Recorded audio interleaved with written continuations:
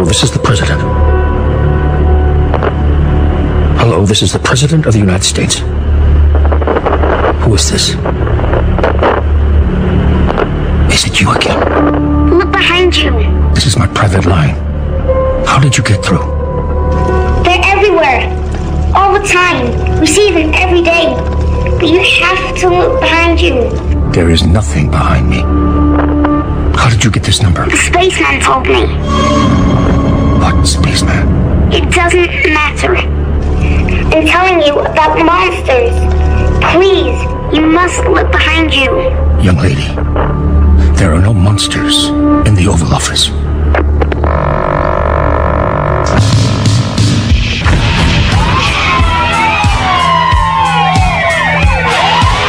The loudspeaker spoke up and said, Wait, Jimmy. the loudspeaker spoke up and said, Wait, Jimmy. the loudspeaker spoke up and said,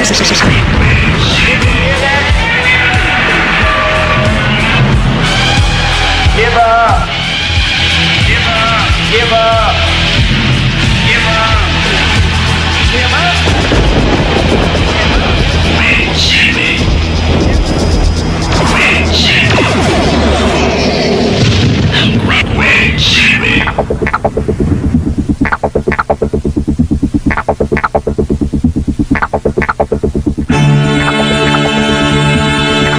I'm Clyde Lewis, and this is Ground Zero.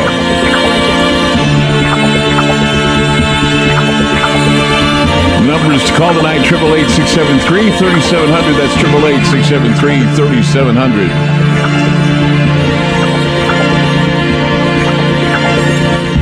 Heard on nearly 300 stations across the country. We also have a lot of radio stations that do the service of providing a stream on the internet and TalkStream Live. If any station out there has a stream that plays the full 3 hours of this program, we certainly have a list for you at TalkStreamLive.com. Go to TalkStreamLive.com and just click on the Clyde Lewis icon, and then you'll be able to see all those stations so you can get the full show in its entirety. No worries. Don't have to worry about preemption from sports games or anything else. We certainly have the show available for you online. Also, we have it on the telephone, 701-801-3900, the number to call. You can dial that number to listen to the show on your phone, or podcast by phone at 857-252-1086. You can dial that number to listen to the last 5 podcasts on your phone. SoundCloud.com is available too. All you got to do is just go to SoundCloud.com and you'll be able to pick out Ground Zero shows that date all the way back to 2012 when we first kicked off our national broadcast here with the Premier Radio Network. We're so glad to be a part of the network, and we're so glad to be out there for you every night, Monday through Friday, from 7 p.m. Pacific time till midnight Pacific time. That's a long time to be on a radio show, but we do our best here at Ground Zero, and we're glad for everyone out there that listens to the program. So I've been holding off on all these really scary shows. I had a few scary ones last week. It's the ones that really scared me. I had a lot of people, commenting. We were at the Ground Zero Lounge over the weekend, and that's where I go to a local bar and speak, just like I used to in the old days, go from bar to bar, town to town, and do my thing, and hopefully, people will want to respond, and they did. I had a great time in the Ground Zero Lounge over the weekend. Also, I binged watched all of Stranger Things. I'm not going to spoil anything for you, but we're probably going to do some shows regarding Stranger Things, or at least the theme around Stranger Things, which, of course, is based on, believe it or not, even though the characters and everything else and Hawkins and everything is all fictional, what goes on in Stranger Things is based on some truth. And so we're going to dig through that and show you that as well. We always do. Stranger Things is a great show, and we recommend it. If you have Netflix, good reason to get Netflix is that. I'm still debating on whether or not, I'm trying to think of the best shows that I've seen that are well written and good, and it's a toss-up between Stranger Things and The Walking Dead for the second spot. Always Breaking Bad, number 1. I just don't know about I just loved Breaking Bad. But Stranger Things is right up there with The Walking Dead as one of my favorite TV series. And I don't know, it's going through. And House of Cards, I like that one, even though Kevin Spacey is now on the rocks because of some things that he said or that he admitted to or that was admitted to. I don't know what's going on with that. And I'm sure there's more ugliness to be unraveling from Hollywood. The predator nature of Hollywood. The robbing of innocence, if that's what you want to call it, when young kids or teenagers are being exploited by actors and directors, and this whole secretive pedophile predator cycle is alive and well in Washington and in Hollywood. And when you're talking about something that is out there robbing the innocence of young people, you can compare it to that of a demon. You can compare it to that of a vampire or incubus, succubus, or I don't know. I mean, mythical vampires seem to capture the attention and generate interest like few other topics can, and I know that. Everybody, they tend to think, well, when you hear vampire, it's all a myth. Well, yeah, of course, Hollywood has turned it into a myth. Hollywood has made vampires like shiny people who are misunderstood. It used to be, revenant creatures who suck blood or drink blood from humans. I mean, it's all based in some reality. And when you're looking at vampiric figures, they've been present across diverse cultures for thousands of years. This goes way beyond Vlad Tepes of Wallachia. In fact, it goes beyond that. And everybody seems to think that Dracula, of course, Dracula's based on Vlad Tepes, the guy from Transylvania or from Romania. Well, vampire, though, when you're looking at vampires, and I'm talking about, both metaphor and reality, and people say, well, there are no real vampires. Well, there are real vampires. I'm going to show you they're real vampires. I'm going to tell you that they're real vampires. Vampires, they're just a curious figure.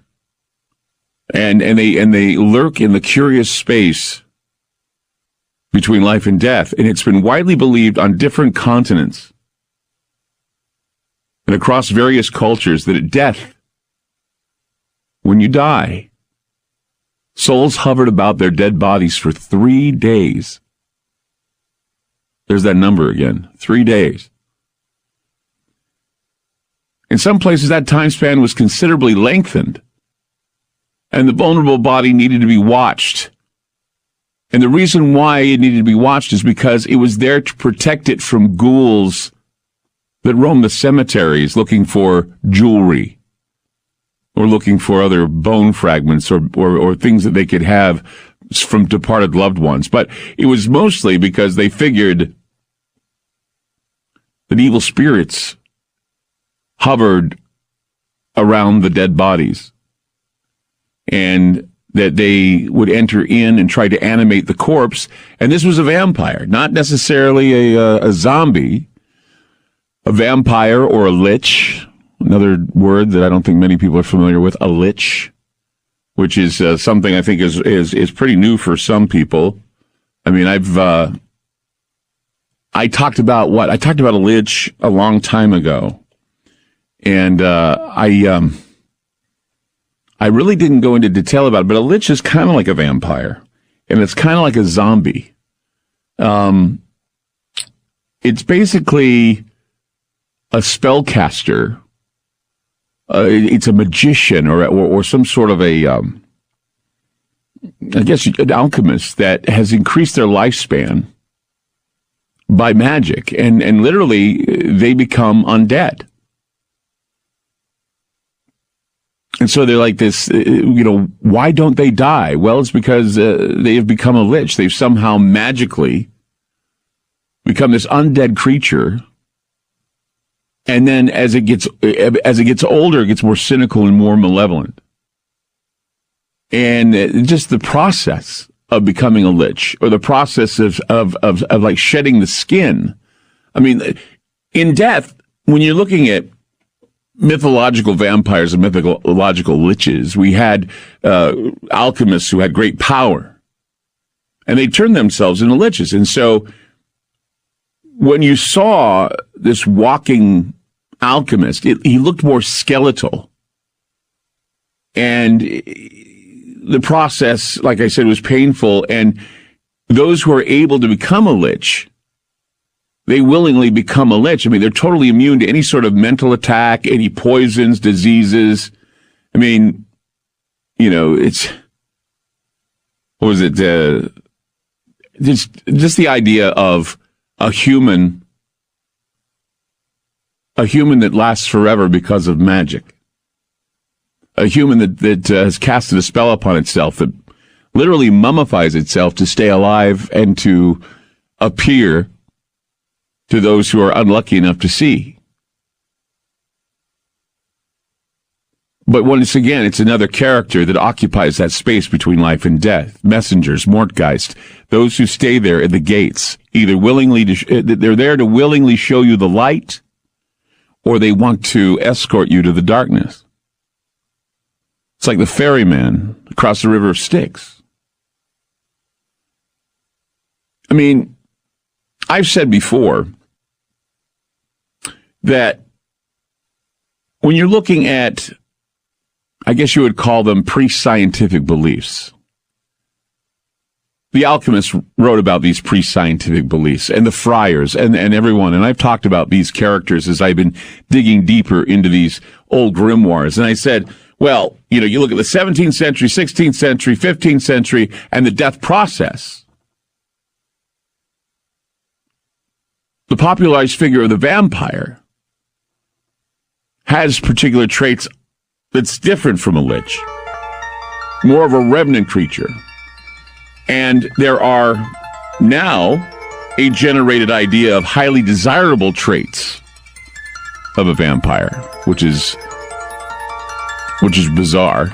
I mean, Twilight and Lestat, highly desirable traits of a vampire, very good-looking, misunderstood creature. But then again, we have the repulsive revenant, more repulsive of mere humans, the blood drinker, the cannibal, the robber, the thief of innocence. And the spirit of the vampire is very real, as you have been watching the mainstream lately, hearing about people like Harvey Weinstein and Bill Cosby and others who are not necessarily bloodsuckers, but they certainly are taking away the innocence, or at least the souls, in some attack that makes them a predatory creature, much like vampire. 888-673-3700. That's 888-673-3700. I'm Clyde Lewis. You're listening to Ground Zero, and we'll be back. I'm Clyde Lewis. You're listening to Ground Zero. And usually when you bring up the vampire in conversation, there's a snicker factor involved. I don't know why, and maybe I do know why. It's because over time, the vampire has been watered down as some misunderstood figure that we're supposed to accept in society, or, it's always been, whittled down to something that is about as believable as Santa Claus. But there is a curiosity, and there have been books, serious books written on the subject that are not modern. Okay, this is not some modern thing.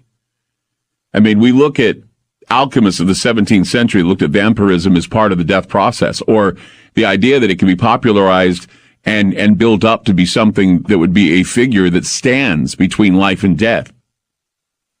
I mean, vampire mythologies have been generated to water down reality of the subculture that lurks in places of power. Even though vampires are weakened by the light, they certainly have power when they hide in the darkness, and they hide in plain sight. We're arriving at what is called the dark time of the year. And vampires see this time as their time. We may be concerned with the Halloween season, but the times of transformation have a special name for vampires. Now, what I'm about to tell you, not very many people know, because people don't really take the time to look deep into occult matters. But when we're dealing with the very real nature of the darkness, the very real nature of evil, the personification of that which could be a shapeshifter, and the idea of a multiverse. You see, quantum mechanics tells us that there's a multiverse. What that multiverse does is it basically guarantees us that there are things out there that sometimes get caught in the net of the matrix. They enter in, and once they get in, there are people everywhere that experience some sort of encounter. Now, one holiday that is coming that vampires love, not Halloween, no. It's called Imkeperu. Imkeperu, Imkeperu. Now, I don't think many people understand what Imkeperu is, but Imkeperu is a very real holiday. It denotes the holy day for vampires. Now, it runs concurrent with the pagan festival of Samhain. Now, I've never understood how Samhain is Samhain, but it's pronounced Samhain, not Samhain, although many people know what Samhain is. If I were to say Samhain, everyone would go, oh, yeah, I know what Samhain is. It's something evil, Samhain. But it's actually called Samhain. There's Samhain. And then what it is the Imkeperu runs concurrent with Samhain, and then there is a rite of the Imsekimu. These are true the Imsekeru is the dark lord of vampires, Imsekeru. And then when they do this rite, it's a bleeding rite, and in a festival form, Imkeperu ushers in the dark side of the year. It's a time when the powers of the vampire wax greatly and their senses of who they are heighten significantly. Now, isn't it interesting how, for the longest time, and I don't know, I've heard rumors that this is going to change. Have you ever noticed how around this time of year, they want to make the day darker by turning the clocks back 1 hour? You notice that? It's like, it seems to get dark earlier when they throw the clocks back an hour, and it's almost as if, and it happens around the time of Halloween. Now, I always wondered why, and it's because of the Farmer's Clyde. Yeah, I know. But see, we don't live really in a farmer's world anymore. And I don't know if daylight savings time or mountain time or standard time or whatever they call it. They do different time zones: Mountain, Central, Eastern, Pacific. And when they flip, and I think Arizona doesn't do it. I think they keep their time the same everywhere there in Arizona. But everywhere else, they send the clocks back an hour, which makes everything darker. And it's as if there's this secret conspiracy to throw the clocks back. And when I realized that Imkeperu was a holiday for vampires that runs congruent with Samhain, which runs congruent with setting the clocks back an hour, I'm beginning to wonder why, other than the farmer explanation, is why they do this. Oh, yeah, because they want to save power, or they want... I think they have all these ideas, but think about it. Why make the darkness darker unless there's a real scary reason for doing it, I think? Because, we don't need to set the clocks back. We don't need to set the clocks ahead. We don't need to lose an hour. We don't need to gain an hour. We just need to keep the time the same. But see, no, we want to make it darker earlier in the night, in the day, in the evening. And it doesn't make sense. It doesn't make sense to have the sun go down at 4:30 at night or 4:30 in the afternoon, but it does. At 5 o'clock, everything's dark. Rush hour at night, it's dark. It's all dark. Now, why? Does it have anything to do with pagan congruency? Does it have anything to do with the pagan festivals of Samhain and Imkeperu, where the rite of Imsekimu is performed when the hour is darker? Ushering the dark side of the year, a time when the powers of the vampire the powers of the vampire are increased, and the heightened awareness is increased. The veil is thinnest at that time. 888-673-3700. That's 888-673-3700. I'm Clyde Lewis. You're listening to Ground Zero, and we'll be back.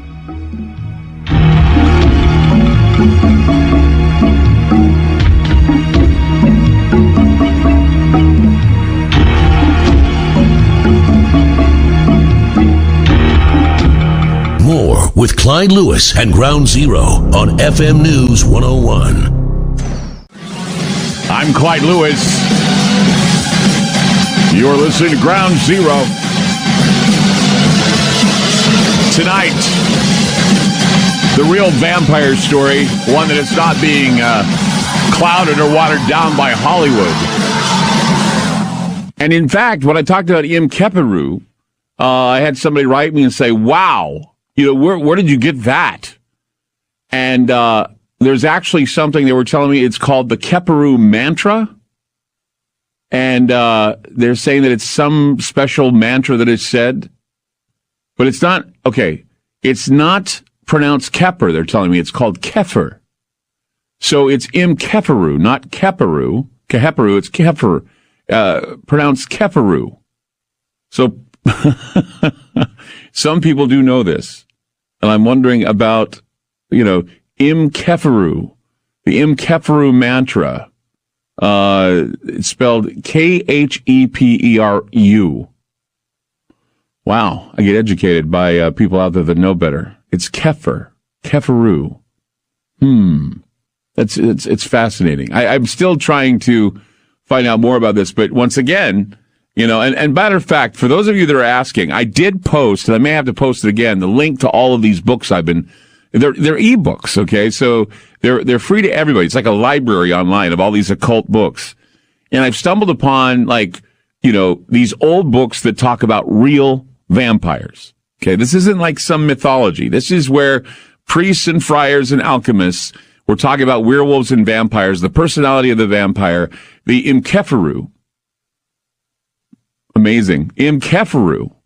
That it's a holy day for vampires. It's concurrent with what goes on with Samhain, or what most people mispronounce as Samhain. And then there's Sekemu, which is a lord of the darkness. Sekemu is the lord of the darkness. So as a festival, Keferu ushers in the dark side of the year. And that's where the powers of the vampire arrive. It can also be seen as the day of double power. Now, it's a day where the vampire is poised on the threshold of many things. The energies of these holy days thin the veil between the living and the dead. Now, in the ancient writings of the alchemists, there's this very important connection between the vampire and the Nephilim. Now, for those of you that know anything about the Nephilim, if you believe the word of the Bible, and this is the thing that's interesting, is that people who like to say that vampires are myths, you need to check out your Bibles here, because there's something I found in the writings of the Vampire Codex that I read, and it just blew me away about vampires. First of all, there is a very important connection between the vampire and the Nephilim. If you believe the word of the Bible and the history of the Old Testament, there's small mention in the 6th chapter of Genesis of these gigantic titans called the Nephilim. And what the Nephilim were is they had fallen from the grace of God, and they are the key to tracking the history of the rise of the vampires. Now, these are the giant vampires. These are the men that made the other men of Canaan look like locusts, made them look smaller, like bugs, because these were giant vampiric creatures that would eat children and eat women. And you talk about the tales of the affairs between mortal and fallen angels, it varies from pantheon to pantheon, but most people would agree that the fallen angels came to this planet because Genesis 6 says so. Now, everybody says it's the aliens, that the fallen angels were aliens. No, they weren't. The fallen angels, if you look at the histories, and this will clear up everything, because it just fascinated me. Because, you people always tell me, Clyde, they're the Nephilim. No, the Nephilim are not aliens. They are vampires. They are giants. Okay? They're the giants of old, but they were considered vampires. And so here's how it goes here. So when the women in Genesis 6 were attacked by these men of renown, these titans, these warriors, you get the impression that maybe they found them attractive and they want to be with them. No, they were raped. These women were raped by these titans. They came down from the heavens. They came down from the sky. They were the fallen angels. They were the fallen watchers. They were the Grigori, the watchers, the Nephilim. And the women were not willing to be with these men. So, easy to believe, as it was said, that no mortal could survive bearing a Nephilim, or bearing a child of the Nephilim. So if you look at what Enoch said, and he relays the accounts of the book of the Watchers. Okay, these are books that didn't make it to the Bible for some reason. Why? Because they talk about these vampiric fallen angels, the Nephilim, came down, raped the women in Genesis 6. The women that gave birth to these children of the Watchers died. Many of them died in childbirth. So if you read the book of Enoch, and if you read the Vampire Codex, it basically fills in the blanks where the Old Testament, isn't very clear as to what was rewritten throughout the years. And this is what Enoch said about the Nephilim. And there's an indication that many women raped by the beings died while bearing these cannibal hordes. They were called the cannibal horde of giants. It says here in Enoch, and they became pregnant, and they bore great giants, whose height was 3,000 ells, who consumed all the acquisitions of men, and when men could no longer sustain them, the giants turned against them and devoured mankind. And they began to sin against birds and beasts and reptiles and fish, and to devour one another's flesh and drink their blood. Now that's from Enoch, saying that the Nephilim, the offspring of the Nephilim, turned out to be these giants that would go and consume everything around them, including eating the flesh of humans and drinking their blood. Now, this was the creation. If you remember, this is the creation that God saw as being profane and wanted to destroy the planet. So roaming the earth at the time were these vampiric Nephilim that God wanted to destroy. There's also this group within vampirism, or at least a section in vampirism, that talks about the Nodist view of a second Genesis, and this is the second Genesis of the vampire that appears in this non-canonized biblical book called the Book of Nod. If you're taking notes on this, you'd find this fascinating, but I'm just telling you. There's a book called the Biblical Book of Nod that speaks of vampiric offspring from Lilith, which, of course, Lilith didn't make it in the Bible, but Lilith was allegedly before Eve. But Lilith is like this female demon associated with child killing and bloodletting for prolonging immortality. In the Book of Nod, it is insinuated that the first vampire was born of Lilith and Cain, and this is not a big jump from the information found in the Book of Enoch. The Book of Nod tells that when Lilith refused Adam, she was cast out of the Garden of Eden and made to live next to the Red Sea, where it is believed the Watchers, the Grigori, the Nephilim, were residing as well. And this is what the Book of Nod says about the relationship between Lilith and one of the Nephilim, the vampire. For beyond the land of Eden lay the land of Nod, where Cain ran to. He saw lands to be tilled and animals to be tamed, yet he would not do God's work. Cain cursed his existence and refused to give glory to God. He wandered alone along into the night. Then upon him came a woman, garments dark as night, woven from the shadows, skin as pale as the moon, with a chill as cold as winter's grasp, eyes and lips glowing as embers in the night. Cain questioned who this woman was. She responded as, I am Lilith, second created from God. First banished Lilith of unnatural power with the belief of a survival of the fittest. Lilith taunted Cain, showing him her dark power, but not teaching it to him. So he took her blood, devoured her powers. Believing he became stronger with the belief of survival of the fittest, he took it upon himself to taunt Lilith and the children of Seth, the belief of conquering the brood of Seth, and if these shall worship me, they are free to do so. And so came temptation. And the temptation was the drinking of blood and the eating of flesh. So came the temptation of being a monster, a vampire, an inheritor of the Nephilim. Nephilim are not aliens. No, they're far from it. The Nephilim are vampires. The Nephilim are giants. The Nephilim are giant vampires. The Nephilim that existed at the time were seen as profane revenant beings and were destined for destruction by God. And so you have this same legend going from time to time to time to time to time, even after the flood, the fear of the Nephilim or the inheritors of the Nephilim. The inheritors of the Nephilim were the vampires, and they went into hiding. And many believe that the Nephilim were also part of a conspiracy to continually thwart the bloodline of God, the bloodline of Christ, the divine bloodline of human beings, and to create some sort of obstruction or some sort of, I guess you'd call it a destabilization of the DNA, making it more and more and more barbaric, more and more and more devilish, demonic, vampiric.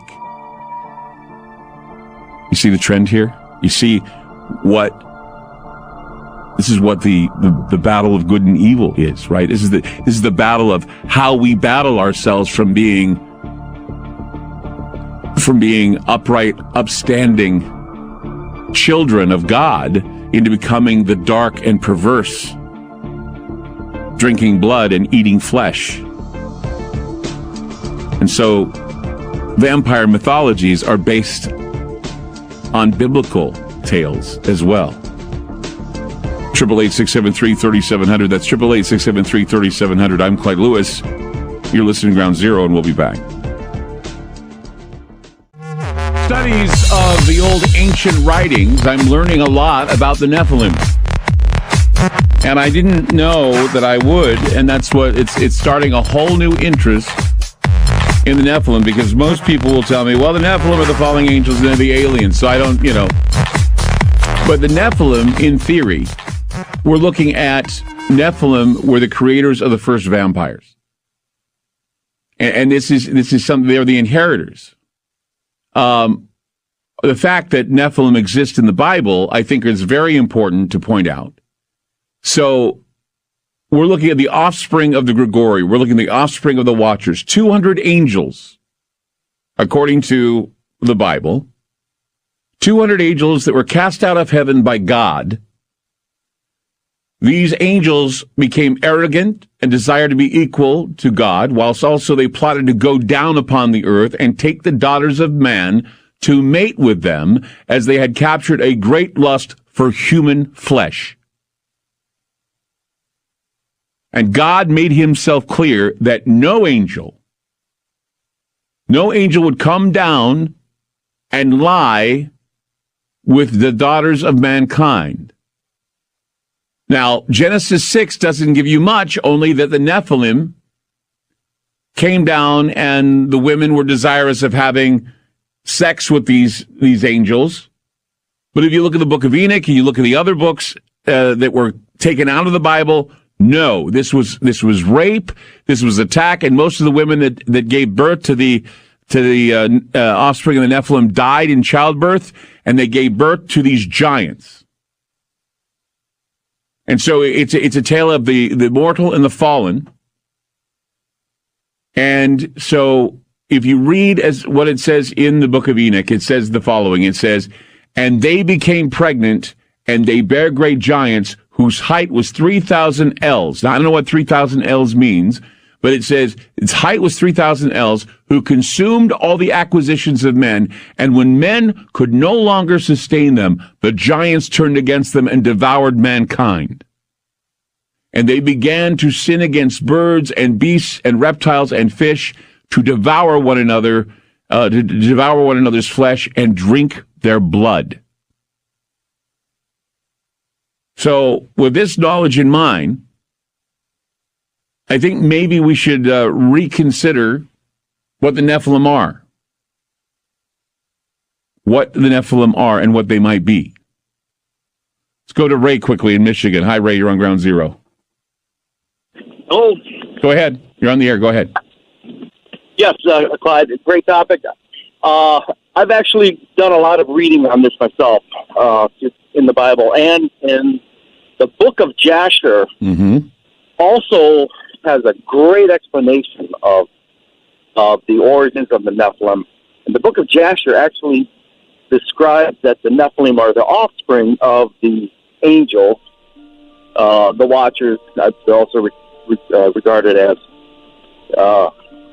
when they descended from heaven to Mount Hermon in northern Israel, and then those events where they interbred with women, wives that they chose, and the children, the offspring, were the Nephilim, the hybrid, human-angel hybrid.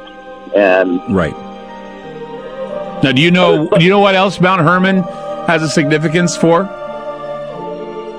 No, but I find it very interesting that it's prevalent in the Bible as well. There, Genesis 6, and in the book of Jasher. Right.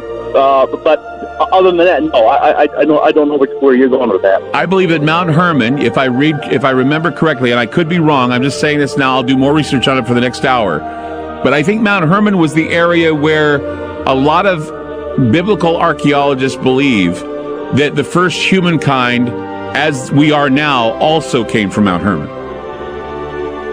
I can't speak to that. Okay.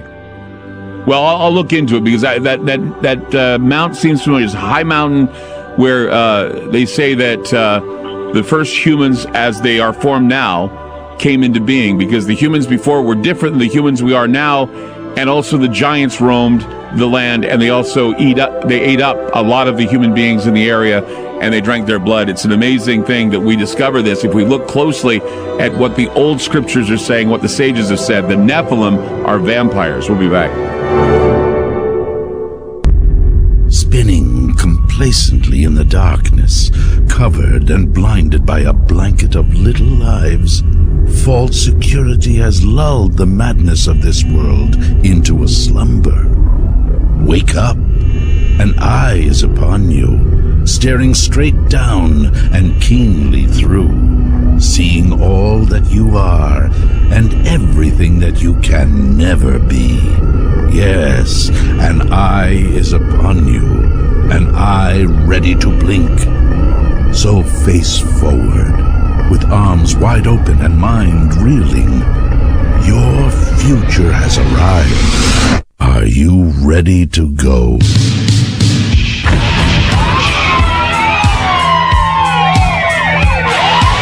The loudspeaker spoke up and said, Wait, Jimmy. the loudspeaker spoke up and said, Wait, Jimmy. the loudspeaker spoke up and said, hear that? Give up. Give up. Give up. Give up. Give up. Wait, Jimmy. Wait, Jimmy. Wait, Jimmy.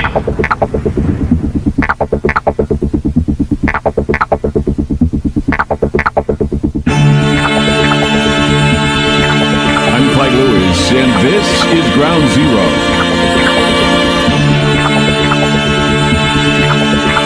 The numbers to call tonight, 888-673-3700. That's 888-673-3700. In my studies of all things scary for Halloween, I stumbled upon something that I wanted to talk about tonight because I think it's very important that we discuss this, because for the longest time, I always had my suspicions about vampires in the Bible and whether or not they exist. And I have said, just, off the cuff, I've said, yeah, well, of course there's got to be vampires in the Bible because, the idea of the eating of the flesh and drinking of the blood is a ritual that, when performed in a sacred sense, it is the sacrament. But there has to be a profane opposite of it, and it is. It's a vampiric type of ritual that is the Yom Kippur, the ritual that happens concurrently with that of Samhain. Now, I had talked about in the last hour the book of Enoch, the book of Genesis, and all that. Genesis 6 talking about the Nephilim, and I found that the Nephilim are the inheritors of the vampires, or the vampires are the inheritors of the Nephilim. In fact, in the book of Proverbs, it says there is a generation whose teeth are as swords, and their jaw teeth as knives to devour the poor from off the earth, and the needy from among men. And they have hair as the hair of women, and their teeth are as like the teeth of lions. They sacrificed unto devils, not to God, to gods whom they knew not, to new gods that came newly up, whom your fathers feared not. So yes, they're not coming right out and calling them vampires, but they're saying that we wrestle not against flesh and blood, but against principalities, against powers, against the rulers of the darkness of this world, against spiritual wickedness in high places. I mean, if there's any indication of what we're up against, it is up against the real vampire, not the mythological vampire, not the shiny vampire from Twilight, but a real vampire that robs the innocence from those who are innocent, who takes pleasure in the pain of others. Now, there are vampire subcultures that don't see themselves as bad at all. They're just trying to fit in, but that's not the vampire I'm talking about. No. When you're looking at the ancient writings of the alchemists, when you see that there was a very important connection between the vampire and the Nephilim, and they mention the Nephilim by name in these writings, in the Vampire Codex and elsewhere. If you believe the word of the Bible and the history of the Old Testament, the small mention in the 6th chapter of Genesis of these giant titans that have fallen from grace are key to tracking the history of the rise of the vampires. Nephilim are not aliens. They're vampires. They're the fallen angels, the inheritors of the vampire legend, the idea of them that drink the blood. In Genesis 6, it talks about these fallen angels, the Watchers, the Grigori, that came down and had sex with women, and it created these creatures. And from the book of Enoch, we read this. It says, and they became pregnant, and they bare great giants, whose height was 3,000 ells. Who consumed all the acquisitions of men, and when men could no longer sustain them, the giants turned against them and devoured mankind, and they began to sin against birds and beasts and reptiles and fish, and to devour one another's flesh and drink their blood.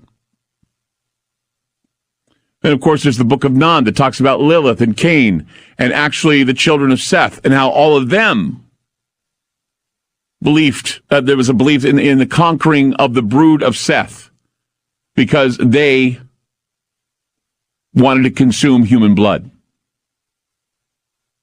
And so came the temptation to consume human flesh. Then come the temptation to rob the meek of their innocence. Some of the earliest beliefs surrounding vampires came on the heels of the conversion of the Slavic people to Christianity, sometimes between the 7th and 8th and 9th centuries. Now, before Christianity, Slavs predominantly cremated their dead in the belief that a person's soul would only be released with the burning of their body. Now, when missionaries converted them, and then the new practice of burying the dead happened, it horrified a lot of people. So you look at the archaeological record, and it shows an explosion of burials in the 7th and 8th centuries in which a stone was placed on top of bodies to keep them deep down in their graves, as well as other practices such as putting things in graves to appease their dead relatives. There was also the idea of running a stake not through the chest, but through the area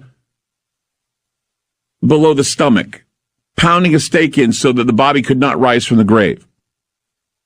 So without the fire, without the ritual of fire to release the souls of the dead, a lot of the Slavs, after they converted to Christianity, saw the practice of burying the dead as impure.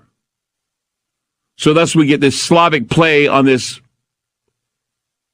Latin word vampire. We got vampire, which of course is derived from the Latin word impurus.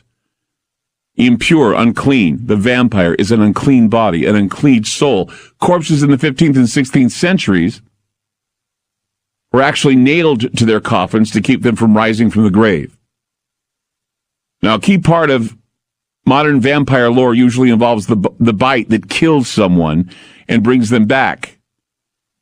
And they, of course, become an undead creature thirsty for the blood of the living. Well, in Slavic cultures, Almost all of the cases where vampirism was assumed to be at play became known in retrospect. People still alive were not usually identified as vampires. Usually it actually came across instead as a way to explain a lot of the bad things that happened to communities or other people. So whenever something bad went down, they blamed it on the vampire. They blamed it on the impure, an impure body in our midst, an impure body that stands between life and death itself. So when an area was affected by plague,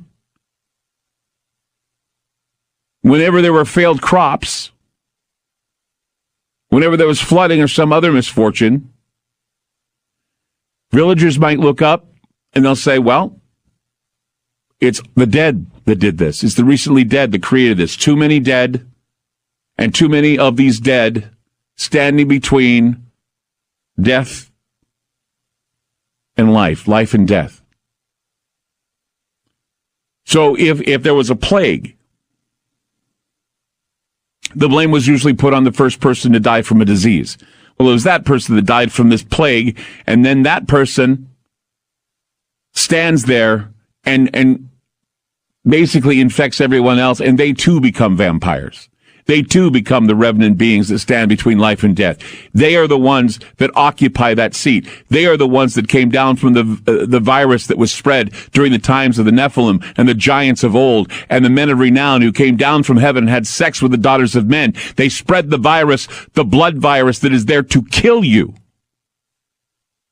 So vampires were pariahs. Vampires spread their disease. Vampires would always show up in times of plague. Now, it's funny that many of you don't know that the same is happening today. And unfortunately, the age of the plague has returned. And we should be aware of what it represents and how the vampires feed in times of plague. Now, I don't know if you know this, but some 13,000 cases of the pneumonic plague, which is transmitted by air, have now been confirmed. An estimated 50 million lives were lost as a result of the Black Death epidemic in the 1300s. 50 million people dead from the Black Death epidemic, the 1300s, the pneumonic plague, which is transmitted by air. And now, the pneumonic plague has spread into more African countries after it began in Madagascar. Countries affected include South Africa, Mozambique, Tanzania, Kenya, Ethiopia, and it's spreading rapidly to all parts of Africa. In East Africa, there is a phenomenon known as the it's actually being called blood thievery. Blood thievery has been plaguing areas of Malawi. Vigilante mobs in Malawi have killed at least 5 people in connection with vampire attacks. Now, arrests have been made, but people are still stealing blood from others. Curfews have been imposed. Yet the current response by the government of Malawi is unlikely to find a lasting solution to the problem of vampirism in East Africa. Similar attacks and killings have happened before with the same measures utilized to contain it. But once again, in the time of plague, we see vampires rising up in East Africa. 1,300 cases of pneumonic plague now transmitted by air. 1,300. The epidemic where it killed 50 million people was in the 1300s. The numbers are strange. The numbers are significant. And the rise of the vampires in East Africa are something to be thinking about tonight. 888-673-3700. That's 888-673-3700. I'm Clyde Lewis. You're listening to Ground Zero, and we'll be back.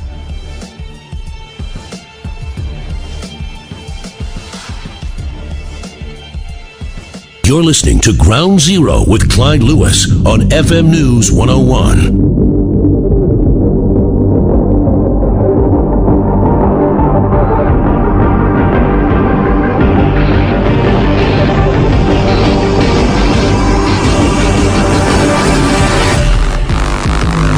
Lewis. You're listening to Ground Zero.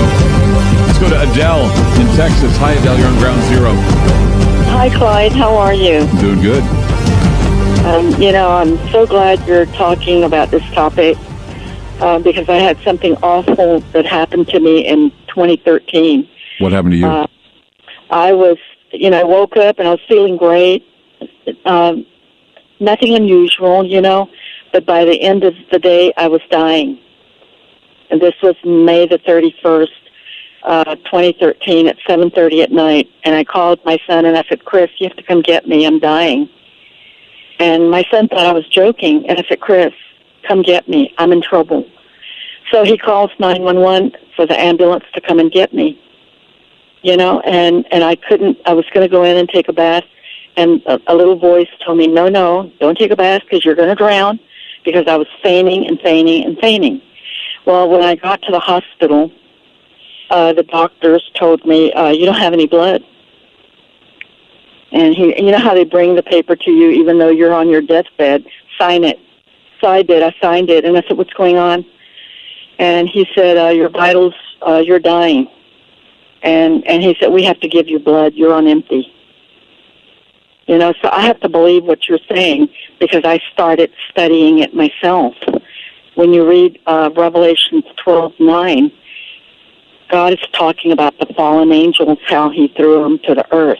Yeah. And Matthew, when you read Matthew, if you put Matthew, New Testament Matthew keys, Satan has the keys to this land, to this earth. I have to believe everything you're saying tonight. Where do you think you lost the blood? Did you have any sign of blood loss? Where did the blood where did you lose it? No signs, no nothing. You just lost blood. When I woke up, I woke up with like a week later, long, ugly fingernails on me. I woke up with a waffle mark on my left hand. I'm left-handed, but it would have been where something was inserted to me, and I had the same waffle marks on my legs. They're just little tiny square waffle marks that are embedded into my skin, So somebody took your blood in the nighttime when you were sleeping. Right. And see, and this is very scary what I'm going to say. 2 new families moved in across the street from me, and that day when I went to go get my mail late in the evening, I passed out by the mailbox. The guy ran and got me, picked me up, and I have to believe what you're saying. I started studying it. When you read the book of Jasher, let's go back. When you read King David killed Goliath and cut his head off and buried the head and the body separate. Mm-hmm. Okay? Judas, in the book of Judith, in the Apocrypha, Judas killed Holofernes, the top general to Nebuchadnezzar, and cut the head off, took the head with her, mm-hmm. and took the head with her, took it to Jerusalem, I think, and inserted a stick and put the head on top of the stick. Do you know where they buried the head of Goliath?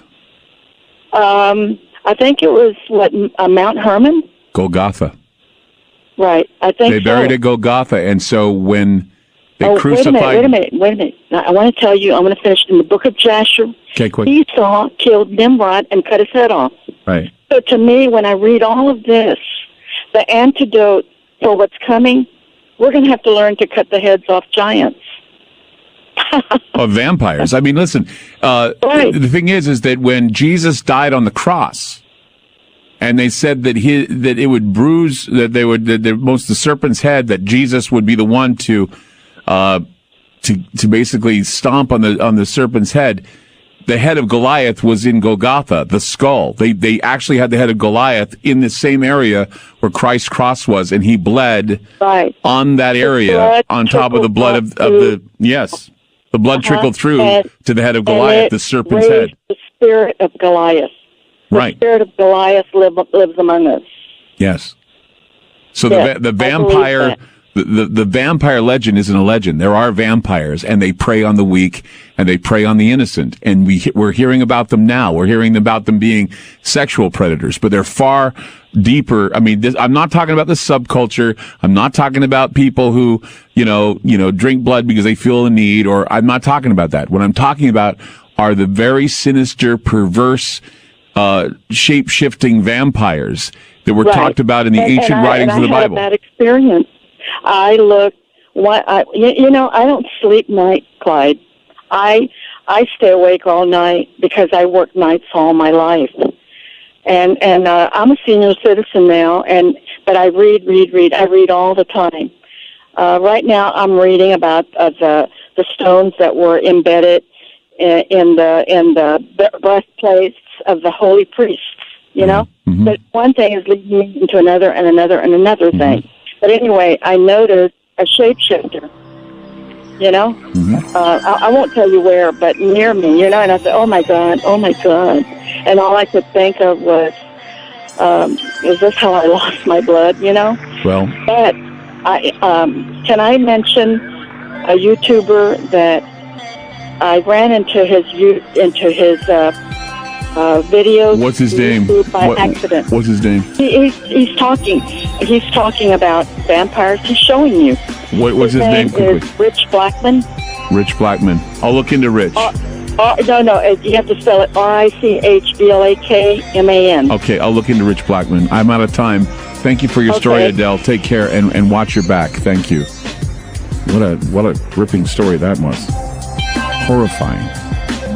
888-673-3700. That's 888-673-3700. I told you, vampires are real.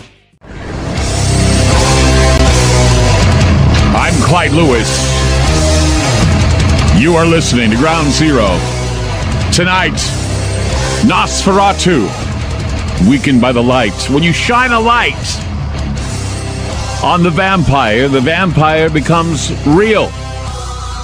They no longer lurk in the shadows. They have found ways to embrace religion. They've found a way to embrace the synagogue. They've found a way to embrace the mosque. They are there among us. And they are not part of some mythology. They are rooted deeply in the Bible. Quite frankly, if you look, you can see that there are scriptures in the Bible that state the vampires. They don't come right out and say vampire. The impure, the Latin word impurus, vampiros, impure. And this is something about the impure spirits and the impure souls that inhabit those spirits, the shape-shifting demons, the Nephilim. The vampires are the inheritors of the Nephilim. It's not aliens.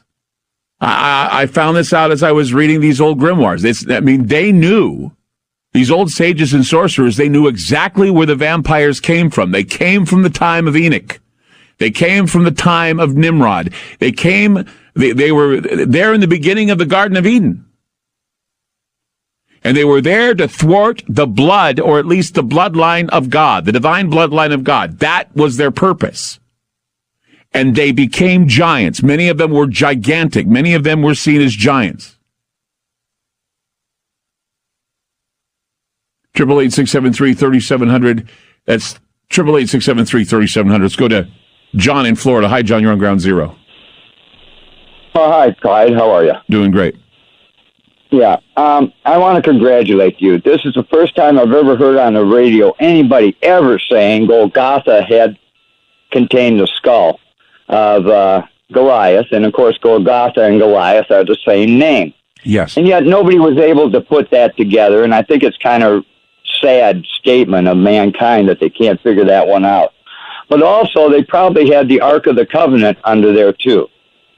And so he was bleeding onto the mercy seat. So he also had the Ark of the Covenant in that cave. That's probably where they hid both the skull and the cave. If we are able to put that together, Golgotha, Goliath, and the skull, knowing that his blood had split the head of the serpent, meaning the head of the reptilian faction, Nephilim, the reptilian faction of the vampire, then Jesus conquers the vampire. And he did so with the rituals that were sacred, that were once reserved for the vampires, and he changed them to fit the need of those who wish to take on his body and blood sacrifice. That is the most important thing we need to remember, is that he purified the vampirism that run rampant in the ancient times. All right, but Clyde, I want to say one more thing, if I could. Sure. I was thinking about it, and of course, these reptoids look much like devils. And in the Garden of Eden, according to the books of Eden, Adam and Eve couldn't tell the difference between God and Satan because they looked so much alike. They were like brothers. They couldn't identify them in the books of Eden. And so sometimes they were worried about God, sometimes they were worried about his brother, but they really weren't sure of who was good and who was bad. Did you know something? Let me tell you something, John. It was funny because when Jordan Maxwell was in Las Vegas, he made a comment about that I thought was very interesting, and it's very coincidental that you bring this up. He made a statement about, remember when it said in the Bible, let us go down and make man in our image after our likeness? Remember where it says that? Yeah. He said that what that might indicate, and this is what a rabbi had said to him, what it indicates is that man existed, that God created man, but at first he didn't create man in his image. He just created man, and man was there. And in order to differentiate man from the beasts and from the fallen angels, he made man look like him. So they went down and the gods made man in their image rather in some hideous image or hideous form that would not be different from, like you're saying, the difference between a devil and the difference between a Nephilim or a Watcher or anything else, that mankind was the perfect being that was created in order to be select and different from the angels. Yeah. Anyway, Clyde, there's another issue at stake here. What's that? And that is the Kennedy papers.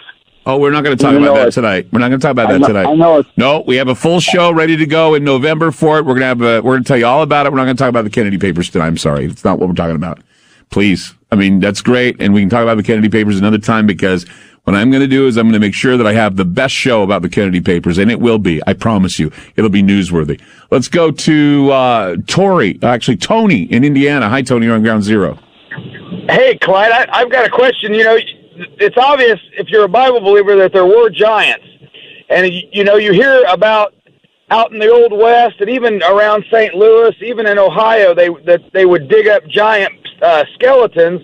And the first thing that the Smithsonian would do was come in and take over the dig and hide them away. Mm-hmm. I mean, if that's the case, is it the people in charge trying to keep the truth from us? Why would they want the truth about vampires to come forward? Why would they want hideous giants that had sharp teeth as like swords, according to Proverbs? Why would they want us to know about that? Because then we would know something about how the heritage of mankind had been thwarted by those in power, the powerful ones with the sharp teeth that hide in the shadows. That's the thing, is that they want to hide the truth about vampires. They want to make them all so we can embrace them now. It's the watered down version of vampire. They want to deny the Bible too. You know, they want to make sure that we don't know that the Bible's real. And you know, you said something about Africa with the bubonic plague. You know, it really gets me. It's synchronous to me. I was just reading an article today that we have U.S. troops in 49 of 54 African countries right now. Right. And once again, in the times of plague, so rise the vampires. And they're having the same problem in East Africa about blood thievery. They call them blood thieves, and they go in and they steal the blood from the living. And they're considered true vampires. And you just heard Adele when she called in tonight saying that she didn't know where her blood went, that it happened in the nighttime. So she said she firmly believes that there are vampires out there. And I used to think that it was all like some snicker mythological thing, but no. The more I got to know the subculture of vampirism, I wrote a vampire film, it was out called Nightfall. You can rent it at some video place if you want to.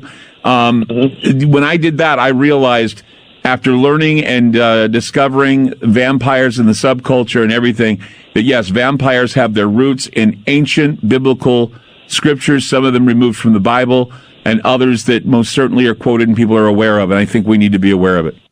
Yeah, it's just amazing, and all this stuff going on in other situations too, how, you know, it does seem like perilous times, that's for sure. Right, and finally the vampires are being shown the light, and that's why we're seeing all of this new revelation coming out about predatory people and sexual predators. Let's go to John in Washington. You're on Ground Zero. Hey, Clyde. Mount Hermon is the site, supposedly, of where Jesus was transfigured. And I knew that name as soon as you said it. I had to look it up. Also, the one of the rules, if you will, God said, do not drink blood for obvious reasons. And that's everything that you read, Old Testament, the book of Enoch, so states that that's what the evil ones were doing. And see, that's the thing. Why would God warn about drinking blood unless people were doing it as a practice? They were drinking blood and they were eating flesh. Absolutely. And that's probably why it had to be said. And with Enoch and the book 1, which can be validated, if you will, he names of the fallen angels, of what they did, what they gave to mankind, etc. And that book was pulled out of the Bible around 1630, what I have read, when they basically did the revamp and publishing of it. It was a push with the Puritans, wanted it out, whatever. But hey, if he's the prince of this world and he doesn't want people to know, he puts in undue pressure, gets that book of Enoch tossed out. I mean, there's got to be something to it, Clyde, when you have apostles quoting it. Yep. You know?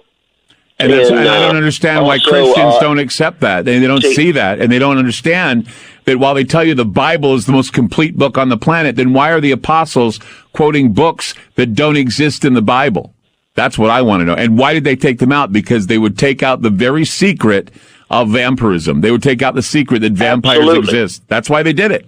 And they knew that those books were current, around. They studied them at the time. Also, Stitchens has got a little, Zachariah Stitchens, I'm sure you do. Yeah, I do. Okay, but, has a whole couple of chapters on Lilith. Oh, sure. And her exploits. So, and wherever Marduk shows up, there is cannibalism and human sacrifice. That's exactly right. The horned god of Moloch. Yes. You would take the baby to Carthage and you would drop it in the arms of Moloch. Yep, you're right. Absolutely, and let's face it, that's what they were doing. That's right. And anyone says no, you got to be blind, because even the Lord said, as in the days of Noah, so they will be doing in the end times. And now the vampires are coming to light, aren't they? And we got plagues, and we've got stories of soldiers coming back from Afghanistan saying these guys were not 7 feet tall. These guys were huge. A lot bigger than we think. It's scary to think about it, but yeah. Thank you very much, John. Thank you for the call. Yeah, I mean, it's unbelievable how it's coming up now. It's unbelievable how it's rising to the surface. It's unbelievable that people, you're not going to get it in the mainstream.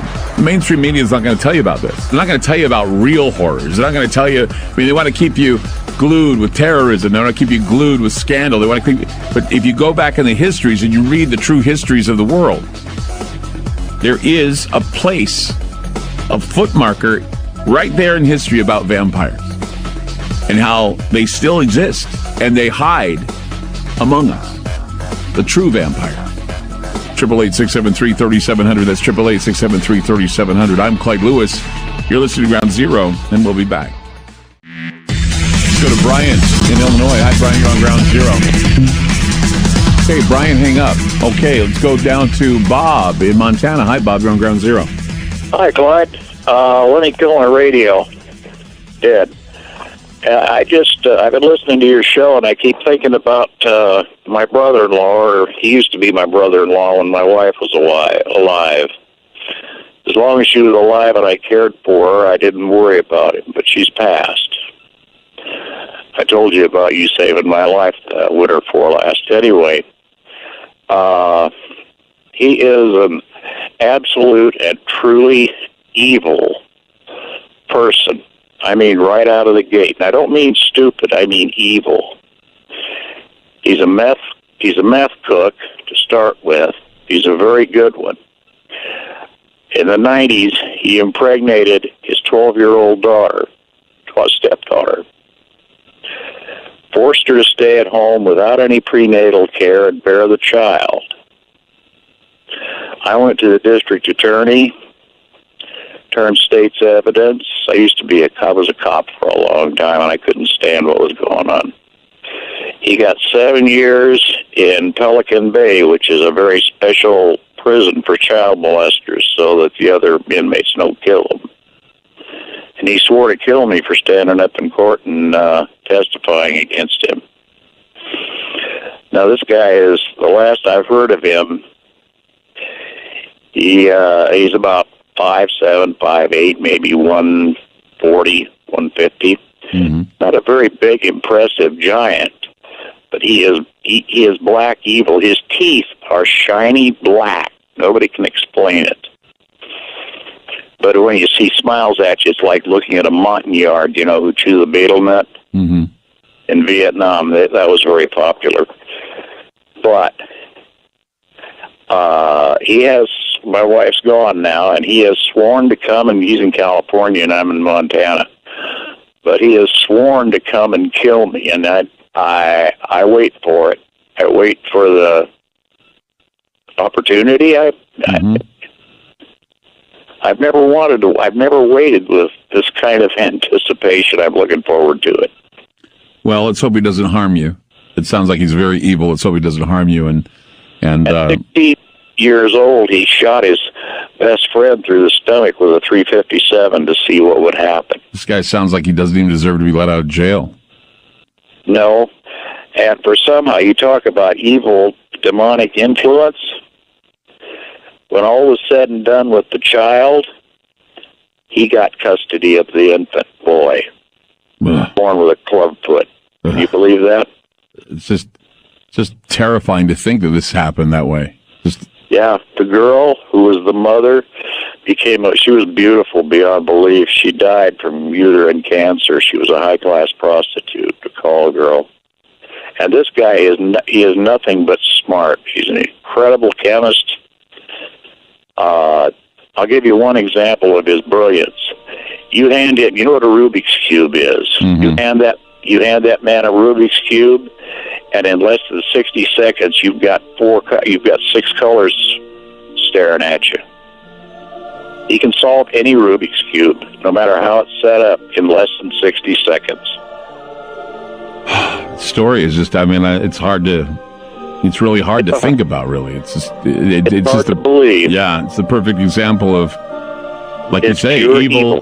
Good, yeah, pure evil. You're right, Bob. It's true. And once again, people say, when you say vampire, people think of a Hollywood version. Well, beyond the Hollywood version, it's watered down and homogenized. There is this story that you tell, and there's stories that other people tell, like Adele telling her story about, losing blood at night. Blood. Yeah, all her blood. I mean, where does that come from? How does that happen? No one knows. I believe it. I believe it too. Every word of it, and I'm a very practical person, Clyde. Well, Bob, thank you. I don't call you unless I know something that is absolutely true, and this is I swear on my life and my salvation, this is the truth.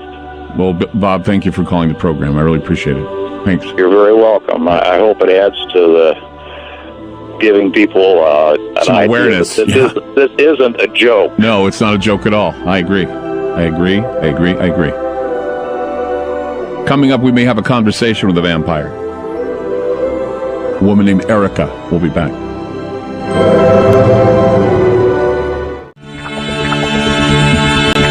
I'm Clyde Lewis, and this is Ground Zero. Now, when we talk about vampires, there are the vampires of old. There's a historical view of vampires, biblical histories where vampires exist. And I'm sure much of what I'm saying you may not agree with, but if you look diligently enough in the scriptures, the old scriptures and beyond, you will find that, yes, there was a war. There's a war anciently within the biblical texts of vampires. The Malleus Maleficarum talked about how to destroy vampires, how to hunt down werewolves, and how to find witches. There are other texts and grimoires that written in the 17th century that discussed vampirism. But now we have turned the vampire into something more than just a revenant being who sucks blood and maybe even seeks out and destroys the virtuous and takes away the innocence of the pure. We have the vampire subculture, which is an alternative lifestyle that basically is like the Gothic lifestyle. Essentially, vampires or vampire lifestylers are individuals who are attracted to the look and the history of vampirism. You see them around. Many of them hang out. They wear vampire-like attire. They decorate their homes with Victorian furniture. The subculture is like any other system of beliefs where people commit themselves to a lifestyle. They maintain ethical tenets within a system. They participate in rituals that basically edify them and make them feel spiritually sound. And there are different types of vampires within the vampire subculture. And it's not always understood, and I don't pretend to understand it, only that I remember in high school, I liked hanging out with the goths. In fact, I used to go to Gothic clubs a lot, and many of the people that I ran around with was, cross-section of punks, pony boys, and goths. And, of course, I didn't know if I was a goth just because I listened to Alice Cooper, Kiss, and Bauhaus records. I don't think that was the case, but I liked kind of be part of that brooding lifestyle with clothes that were dark because there was nothing darker. But some of the different vampires that exist, there are psychic vampires. There are living vampires. They're very spiritual. They maintain a rigid ethical system. There's transcendental vampires. There's sanguinarians. Sanguinarians, though, are the ones that are most curious because they address themselves as real vampires because they believe that they have a physical and or spiritual need to drink human blood to maintain mental and physical health. Now, tonight, we were going to have Corvus Nocturnum on the program to talk about vampires. He, of course, is a well-known occultist and, of course, a Satanist, and he did not come on the program tonight because of the fact that he had an emergency where he had to go to the hospital. But we did manage to, and we have a relationship. We've met and talked with a woman named Erica, and we've talked with her before about coming on this program to talk about vampirism because she identifies herself as a vampire. Erica, are you with us? I am, yes. Hi. Hi. How are you? Yeah, it's good. It's good to hear from you. Now, what kind of, do you consider yourself part of the vampire subculture? And if so, what part of the subculture do you identify with? Well, given your lead in, I have a lot of things to say about that, but I wouldn't actually. So you wouldn't identify yourself as part of the vampire subculture? No. No. Would you call yourself a vampire then without the subculture attached to it? I do. Okay.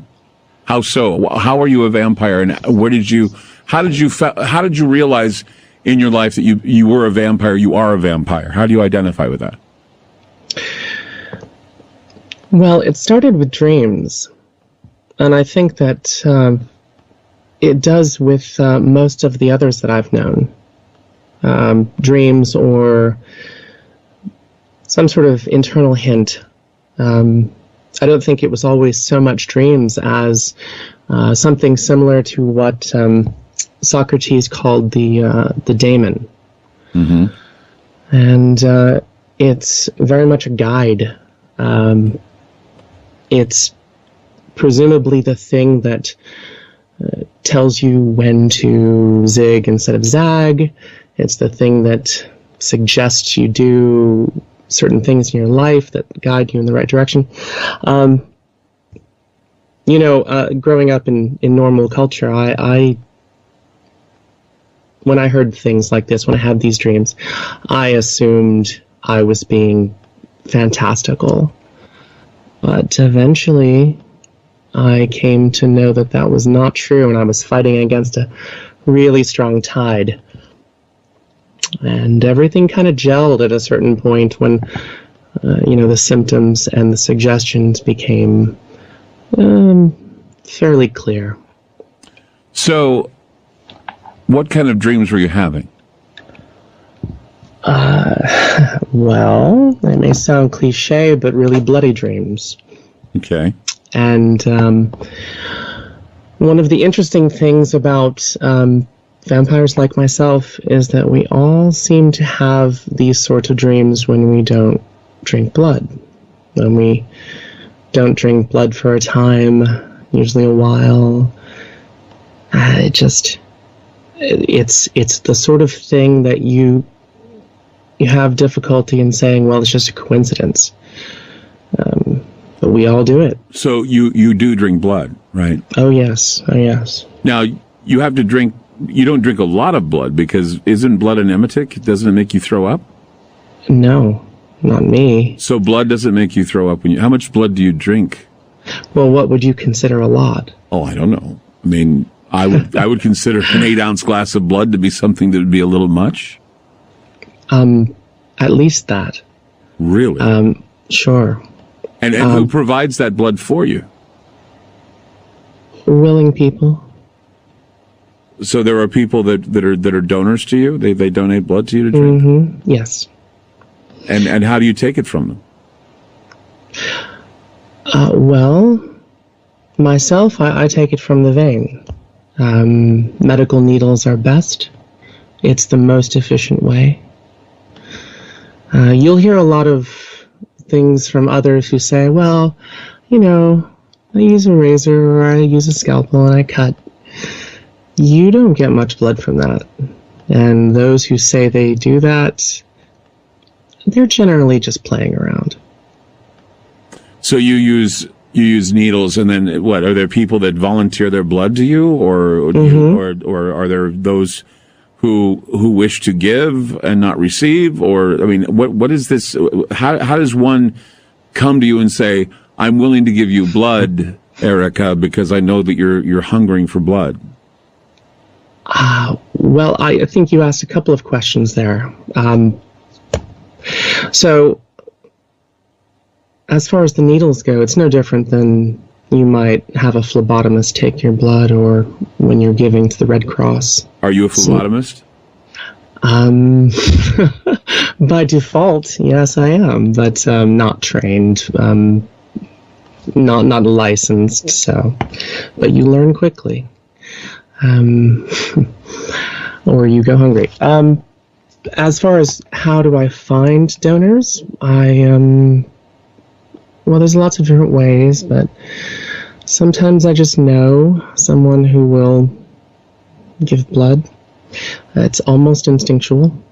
And don't you worry about them giving you a disease of some kind? I'm not talking about, I mean, I know it's cliche to ask about HIV and things like that, but there are plenty of other things like, there's like tuberculosis, there's hepatitis, there's all these other things we pass along. I mean, how do you judge a good blood donor?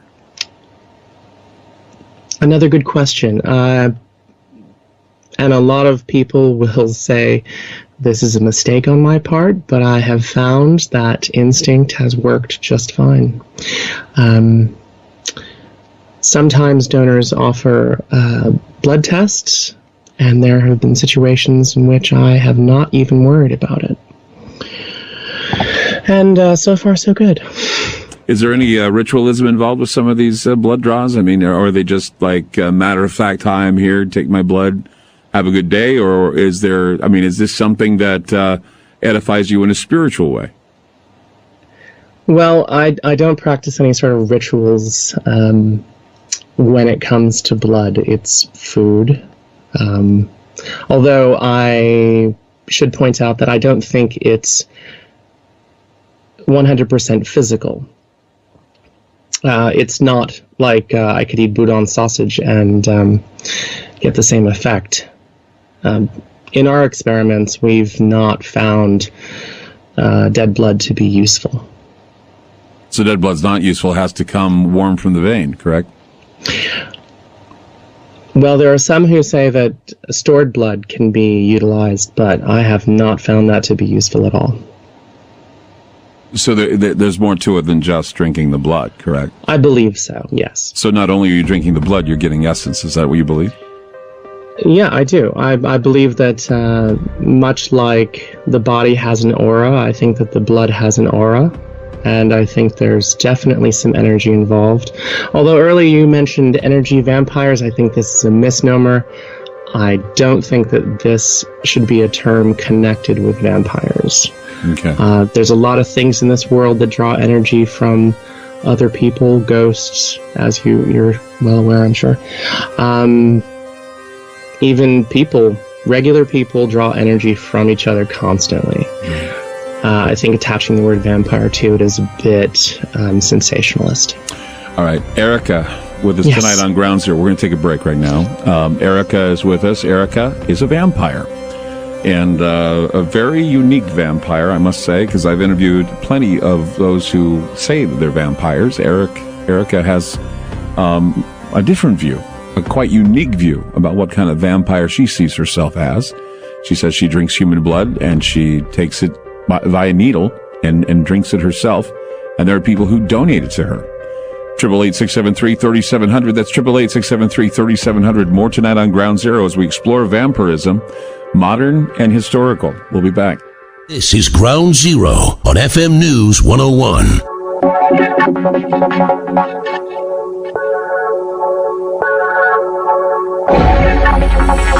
Erica is with us tonight on Ground Zero. She's a vampire, a very unique vampire. We talked with her about her lifestyle. She doesn't see herself as part of the subculture. She actually sees herself as a vampire that needs to feed on blood. Now, do you have a doctor, Erica? I do, yes. Is the doctor aware that you drink blood, or you partake of blood? You know, she is. Though I don't know if she knows what to do with that. I mean, does she think that you need to go to a psychiatrist or to someone to, deal with this? Or does she, has she given her opinion at all? I mean, if I were a doctor, I'd be concerned because, drinking blood, I don't know if that, it must help you, because I know for most people it would, like I say, it's an emetic. It basically would make a person throw up if they drank too much. She hasn't rendered an opinion on it. She's, I'm here in Portland, so she's very PC. So I guess being in Portland, Oregon, I guess they accept it because it's like they're open to lifestyle. I suppose. I don't know what she believes. I've mentioned it and didn't go further than that. Really? She didn't say anything? No. Not concerned for your well-being at all? No. So, okay, so how do you find donors? Again, there's multiple ways, but Craigslist? A lot of us use the internet, but I don't find that to be as useful anymore. Things seem to be going through a bit of a phase shift with the internet subculture, as you call it. Being a person who doesn't consider herself part of the subculture, I bet it's difficult because, do you get looked down upon by others who are just basically, fashion failures that are goth fashion failures, or what? What do you do about them? I guess I have a mixed reputation, but I think that I get looked down upon by those who don't see things the way I do. It's starkly divided. There are some who believe that this is purely scientific and medicine's going to figure out a cure, and there are some who like to play up the theatrics of the whole thing, and in general, I'd say the online community is about 90-95%. They're just having fun, and it'll pass in a few years. But so it's just a phase. It's a phase most of these guys are going through. Most cases. How long have you been a vampire? When did you start drinking blood? I'd say, how long have I been a vampire? That's a good question. Were you born a vampire, or did you just start getting the taste? You said you started dreaming about it. Yeah, I believe that it's a by birth thing. I believe that it's in the blood, and like you, I've also come to the conclusion, or at least at the moment, my belief is that it is in the blood. It's genetic. Are your parents vampires? Not that I'm aware, but I wouldn't know. Are they aware that you're a vampire? No, I don't currently have any family. So. Do you have a religious belief? No, but I'm spiritual. And it has nothing to do with vampires. It has nothing to do with vampirism. Your spirituality doesn't come from vampirism. What do you lean towards? Do you lean towards just some holistic lifestyle, some spiritual that's just undefined? Do you lean towards a certain religious belief? Are you pagan, druid? What do you think of yourself as? I don't know if I can classify it. It's not. I lean towards the truth. I lean towards just finding more and more that seems to stick. I think that Christianity is fine too. I think that a lot of people are under the conception that if you drink blood that you're somehow evil, and that's just not true. I think that Christianity got a lot of things right in a lot of the writings, and at least some of it seems to intersect with other truths. And when I see that, I don't care who wrote it or said it. Mm-hmm. You've heard the old saying that the truth is in the blood, correct? Yes. And I think that, genetic memory, yes? Yeah, that's all genetic memory. So somewhere, would you say that in your genetic memory, in your DNA, that maybe you had ancestors that were blood drinkers?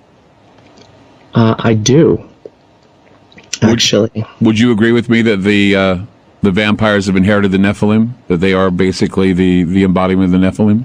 Yes. Okay. Yes, I do. I think that there is a watering down of the genetics over time, of course, but I definitely had come to that previous to us talking and you mentioning. It's been something I've been looking into for quite a while now. Wow. Okay, yeah. Well, we're going to take a break, Erica, and we'll be back with more and your phone calls tonight. 888-673-3700. That's 888-673-3700. I'm Clyde Lewis tonight. Erica, a unique vampire, of course, on the program tonight. She does drink blood. And she said that, even if it's Christianity that has the truth, she seeks the truth. A lot of stuff, it's just some interesting things tonight. 888-673-3700. If you have any questions, 888-673-3700. We'll be back.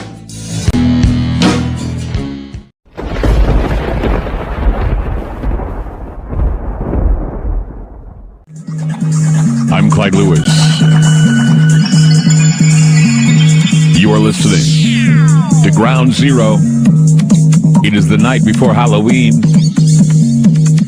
2017. And with us tonight is Erica. Erica is a vampire, and a very unique vampire because, of course, to always fit the mold of other vampires, she does say that she drinks blood. She said she had dreams that put her in that mode, actually having her come to the realization that she is a vampire.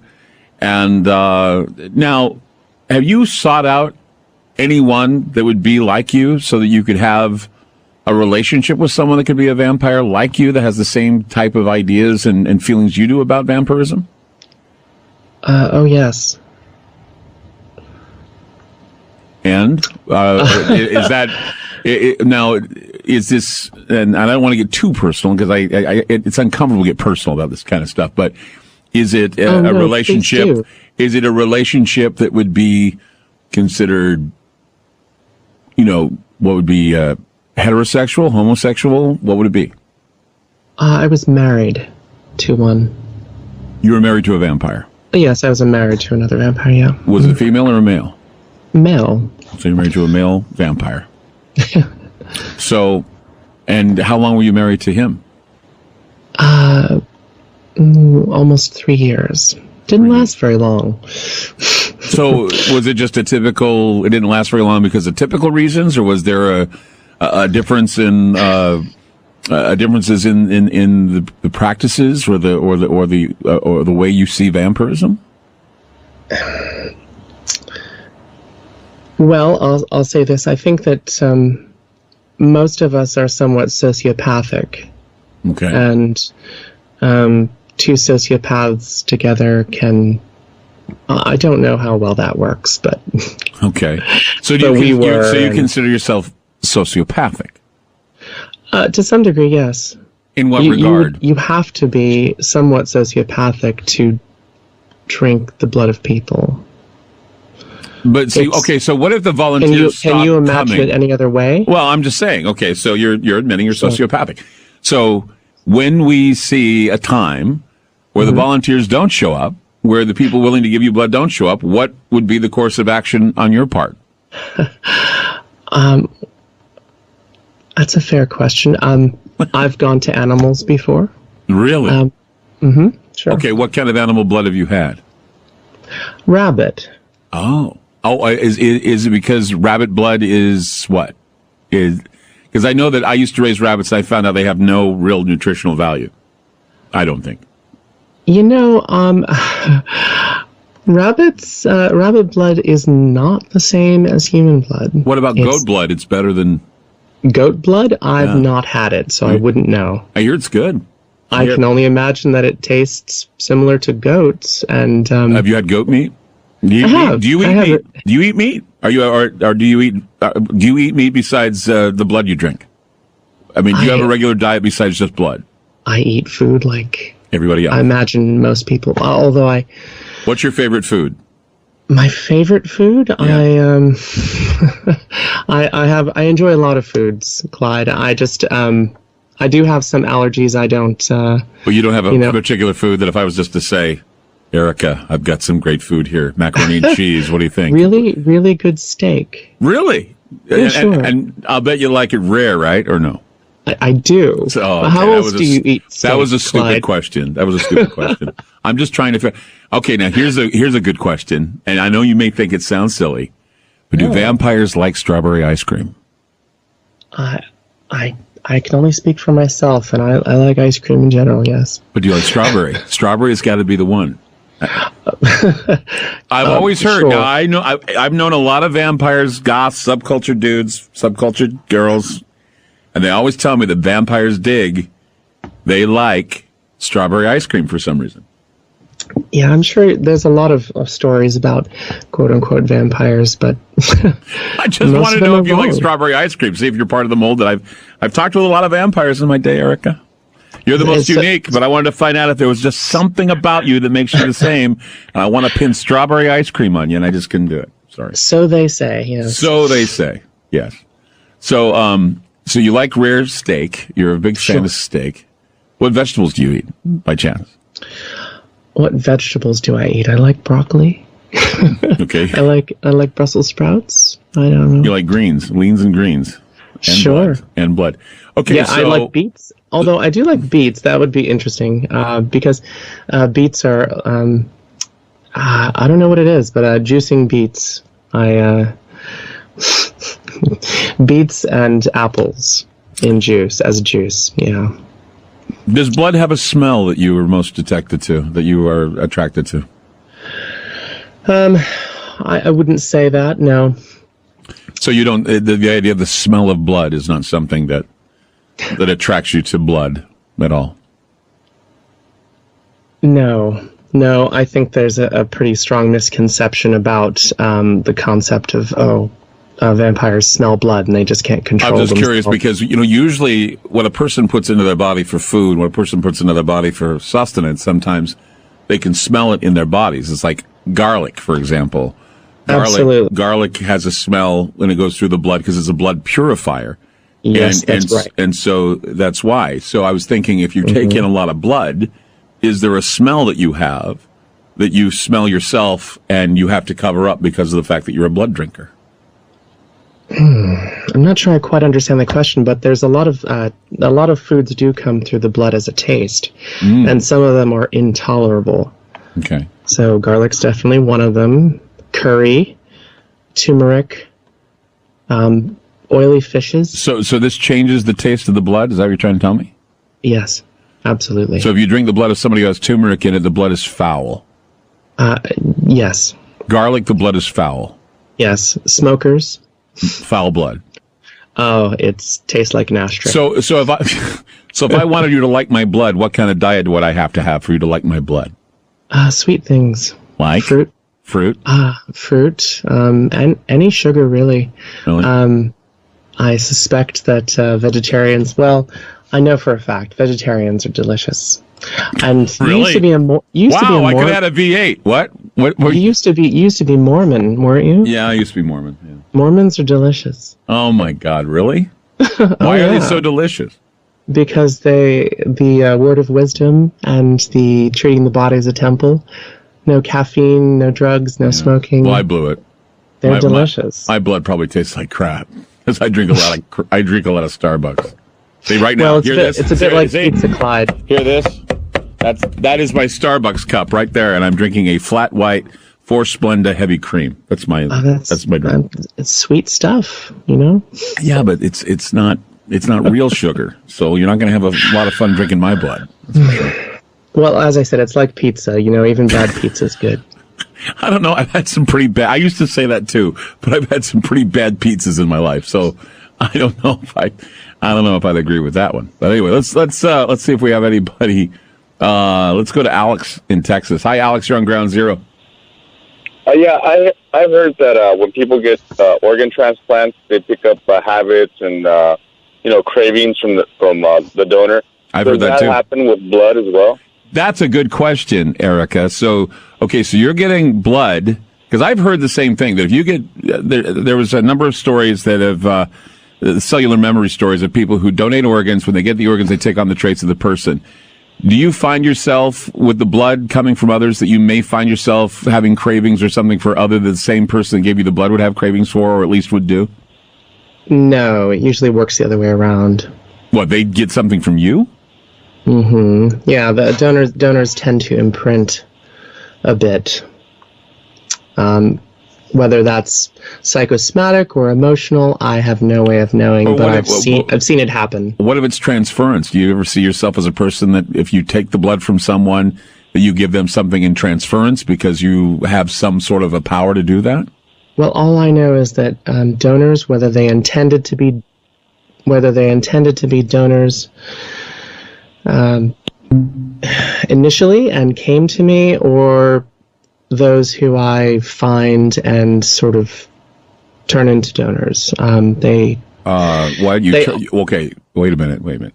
So do you coerce people to donate? I mean, you're saying people who weren't going to be donors but became donors. Is this like some involuntary hypnosis that you throw on people, or what? Yes. Really? Yes. So you hypnotize people and coerce them into giving blood to you, like a real vampire would, like a real. I think coerce is probably a strong word, but convince maybe.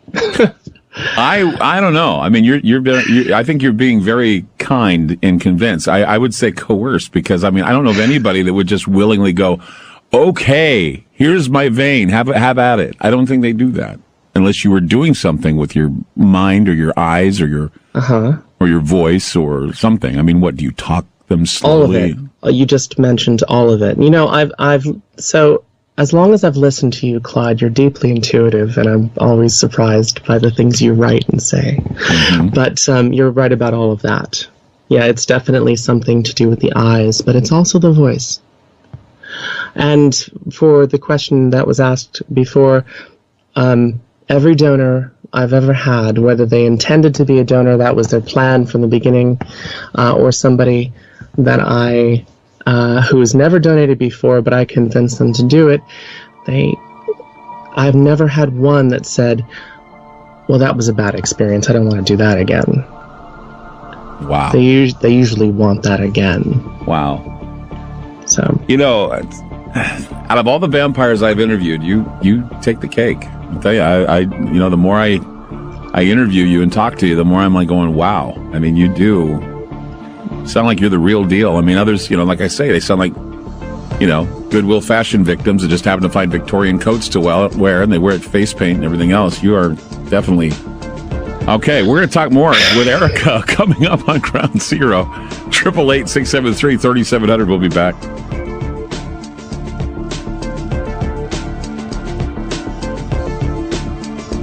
Back to Ground Zero with Clyde Lewis on FM News 101. Tonight, Erica's with us on Ground Zero. She is a vampire, and boy, a very interesting one. Okay, I didn't even think of this, and everybody's sending me questions about the blood drinking, and you were talking about vegetarians, you were talking about sweet, you were talking about all those tastes, you were talking about things that make the blood taste sour or horrible. So here's the question, and this is an interesting question. What about marijuana smokers, and have you ever taken blood from somebody who is under the influence of either alcohol or drugs, and did it affect you when you drank their blood? And they're good questions. So I have drinking once before from someone who had just smoked marijuana before I fed from them. It was someone who was random in a nightclub, and one of their caveats before doing it was they had to smoke to be calm. Okay. And I expected to experience something, but I didn't, as far as the taste. As far as crossover No from... contact high? No? No, and I will tell you why. Okay. Because we have... When I say we, myself and other blood drinkers have experimented with drugs to see the effect blood would have on them. And we have ingested them. Alcohol, various drugs. And it stops alcohol completely.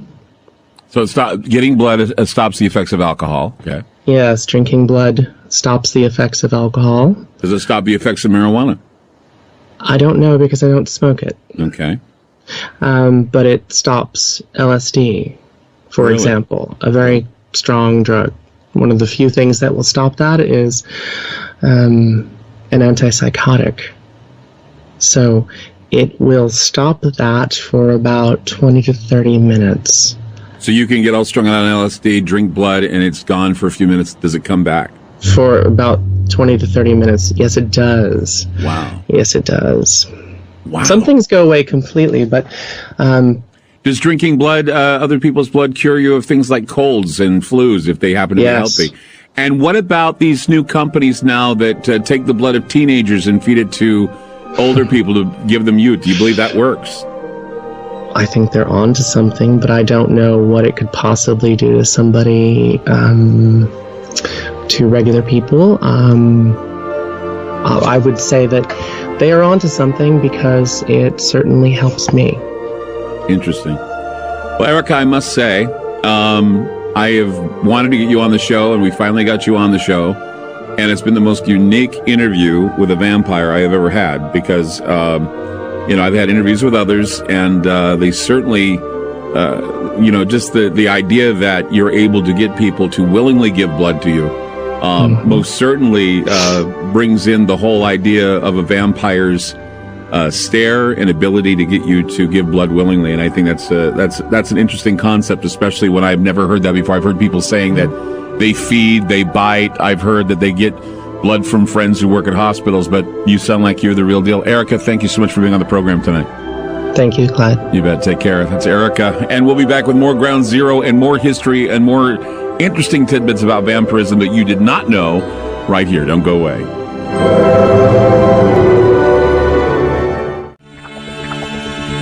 I'm Clyde Lewis, and this is Ground Zero.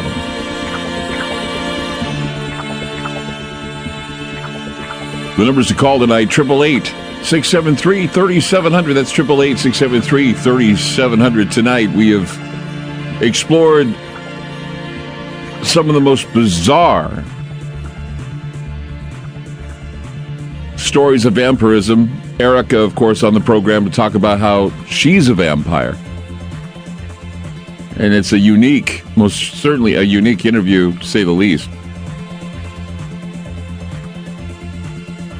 I'm very curious, though, about how, if you look through the ancient texts and the scrolls and you read about vampires, vampires come forward, or at least they come into the light, or the light is shined on them about the times of plagues and what would be known as famine. Now, that we're looking at famine of food or a famine of knowledge.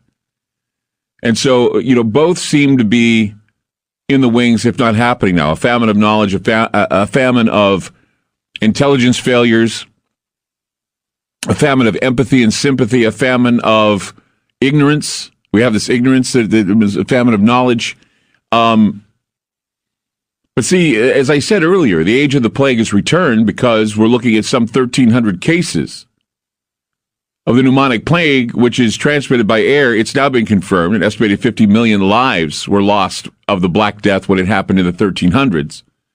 So 1,300 cases now. 1,300 was the year, or the 1,300 year time of the epidemic of the pneumonic plague, Black Death, happened in the 1300s. And now we're seeing that this disease has spread into more African countries after taking root in Madagascar. We had talked about that a few weeks ago. We also talked about the possibility of plague coming here in this country as they were spraying areas of San Diego streets with chlorine bleach because of possibilities of the hepatitis A outbreak. And with the trash piling up in the city streets from the homeless, we could see airborne plague happen here in the United States. In East Africa, there's a phenomenon known as the blood thieves. Blood thievery has been plaguing areas of Malawi. Vigilante mobs in Malawi have killed at least 5 people in connection with vampire attacks. Arrests have been made there. The UN is aware of what's going on in Malawi. Curfews have been imposed. The current response by the government of Malawi is unlikely to find a lasting solution to the problem of vampires. Similar attacks and killings have happened before with the same measures utilized to contain it. In 2002, villagers abandoned their fields following rumors of vampire attacks. Fearful residents attacked and killed suspects. 3 Roman Catholic priests who were strangers in an area were among those mistaken for vampires. Vampire attack claims continue because of the pervasive notion that human blood has occult significance. Local narratives attest to the existence of blood-sucking forces. Testimonies of alleged victims abound in local discourses in East Africa. Now, in 2002, the vampire scare rumors were linked to claims that the government was colluding with international aid agencies to supply human blood in exchange for food aid. The blood supply would then be shipped to elitists in the West that allegedly used it in transfusions to stay young. Now, this is all legend, according to the people in Malawi, right, in Africa. They say, well, legend has it that they take the blood and they ship it off to Western interests that use the blood transfusions of the young people to stay young, to stay alive. Now, it all sounds crazy, right? So, no, come on, Clyde. No, wait. Vanity Fair reported last summer that a company called Ambrosia buys blood from blood banks, and that there are claims, and actually that there are clients that pay big money to take infusions of blood taken from young people. It was suggested in the report that aging elites are using the blood of young people as a type of youth serum. The transfusion procedure is called parabiosis. Parabiosis is where they take the blood of young people, they use it in a transfusion to prevent aging. It's called parabiosis, and it's being done now. There's a company called Ambrosia in San Francisco that is doing this. Well, there's certainly nothing wrong with willing young adults selling their blood to the elite. The underlying theme of all this practice, I think, has some strong roots in the occult. And in most modern cultures, we deal with bloodletting in a way that none would suspect, or they do know. It's human sacrifice, mass murder, and it all takes place out in the open under the cover of war. Human warfare is a cover for the idea of culling and bloodshed and bloodletting. And while many argue that cannibalism has been eradicated, there are plenty of cannibals, or at least those who do ritual cannibalism behind closed doors. It's only the past few hundred years that the practice of cannibalism among royals has not been publicized. We're talking about royals, we're talking about people in power. In Europe, around the time of the American Revolution, there was something called corpse medicine. It was very popular among the ruling class. Charles II even brewed his own ambrosia for drinking. One thing we are rarely taught in school, and it's evidenced in literary and historic texts of the time, is that James I refused corpse medicine. Charles II made his own corpse medicine. He made his own. Charles I was made into corpse medicine. They took his blood and they made him into a medicine for others. So along with Charles II, eminent users or prescribers included Francis I, Elizabeth I surgeon John Bannister, Elizabeth Grey, Countess of Kent, Robert Boyle, Thomas Willis, William III, and the Queen Mary all practiced corpse medicine. They drank the blood of young people in order to keep alive for long periods of time. And what makes you think that the royals now don't do this in order to live as long as they've lived? Prince Philip. Look how he looks like a walking corpse. How does he do this? The Queen Mum, she lived to be, 101? The Queen is pushing 100 now. Prince Philip is pushing 100 now. How is it done? Well, aside from the gruesome historical and occult background of such practices, there's this idea that parabiosis works. Drinking the blood or taking in the blood of the young. And if that wasn't strange enough, the current royal family of England is claimed to have both the bloodlines of King David and the direct bloodline of Prince Vlad III of Wallachia, Count Dracula. And of course, the whole Dracula legend comes from a 15th century prince who ruled Wallachia, which is, of course, modern Romania. He was known as Vlad the Impaler because of his ruthless ways of killing his enemies. He's a hero, actually, to Romanians. Vlad was, actually, if you remember, he was vested in the Order of the Dragon, the son of the Dracul. The dragon, of course, is a symbol of power. And, of course, if you go to the business districts of England, you notice that in the business district of London, there are dragons surrounding the entire business district.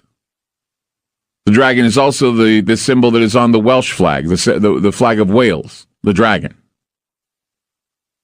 The symbol is a powered dragon, and it's a dragon symbol. The coinage of the dragon symbol was on Vlad's coins, and it was the symbol, back then, a talisman of the devil. And consequently, the alternate meaning Drac was dragon, and of course, he had claimed that he was the son of the dragon, a prince placed him in place of great power, and with the bloodletting, he became, or eventually, he evolved in becoming Count Dracula. Modern tales of vampirism appear to be more than just groups of goth kids that are fashion victims. And the stories happen one after the other.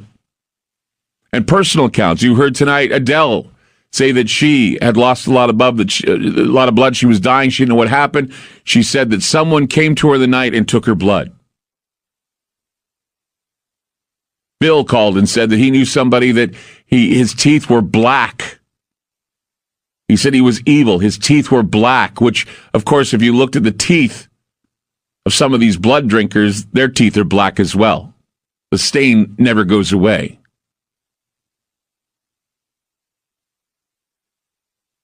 Triple 8-673-3700. That's 888-673-3700. Vampire stories are interesting because they're based on historic realities. The mythologies have been spun by Hollywood, and they have been gathering momentum over the years, but now we have homogenized the stories of vampires. We have watered down their stories to make them be characters that are misunderstood, pariahs that become loved. But why then now are we saying that we should accept the vampire? Who's pulling the strings, convincing us that vampires are flashy and glittery and loving? This ain't no Twilight. This is Ground Zero, and we'll be back. FM News 101 KXL. This is Ground Zero on FM News 101.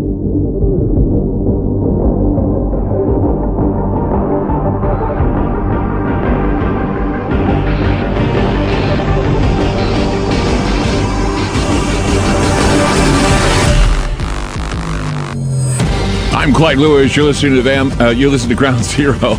Listen to Vampire. You just call it Vampire. Anyway, let's go to Brett, Louisiana. Hi, Brett. You're on Ground Zero. Hey, how you doing tonight, Clyde? Doing good, man. Hey, I had a thought about Mount Hermon and the fallen angels. When they went on Mount Hermon and then interbred with women and animals and whatever. Then you got nowadays, in our time, you have aliens that are, they say, taking eggs and sperm and hybridizing with themselves, right? Mm-hmm.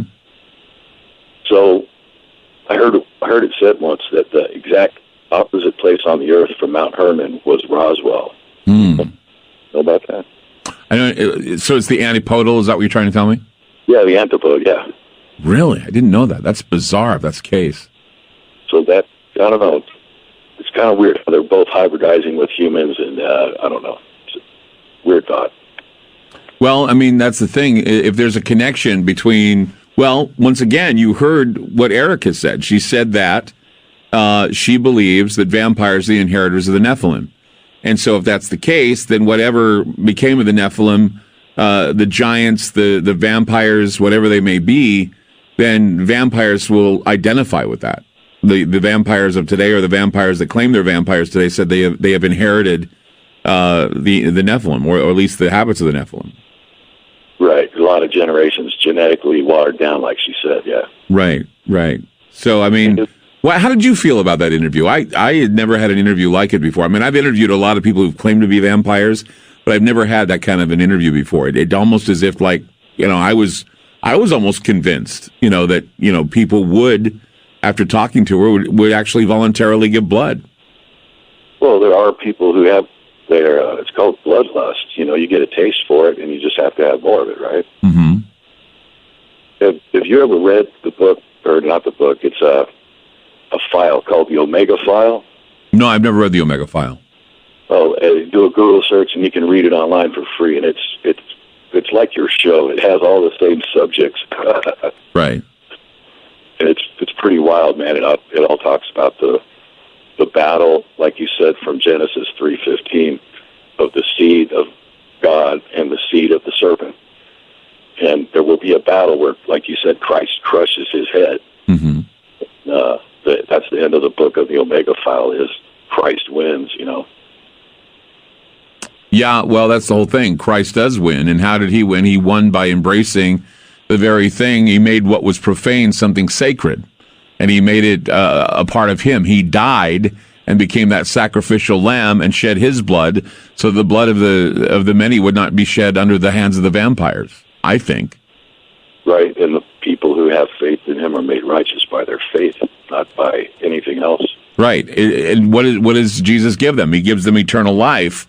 But see, once again, Jesus gives everything that the vampire gives, but the vampire, I think, was the beginning, and it was a profane beginning. It was a profane lie.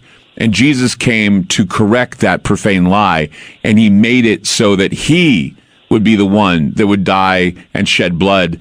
And he basically literally exposed the vampires for who they were, the predators for who they were. And that's why he willingly decided to die on that cross, to show how the vampires and the predators would treat him, and they put him to death. But then he overcame death. He showed the vampires that he could overcome it by doing what God wanted rather than doing what the devil wanted.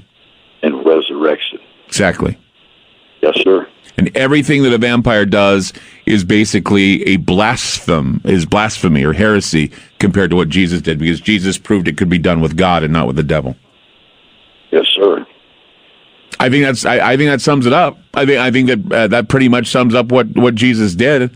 And I think that is one of the reasons why in vampire folklore we've always seen that if you hold a cross towards the vampire, he runs and flees.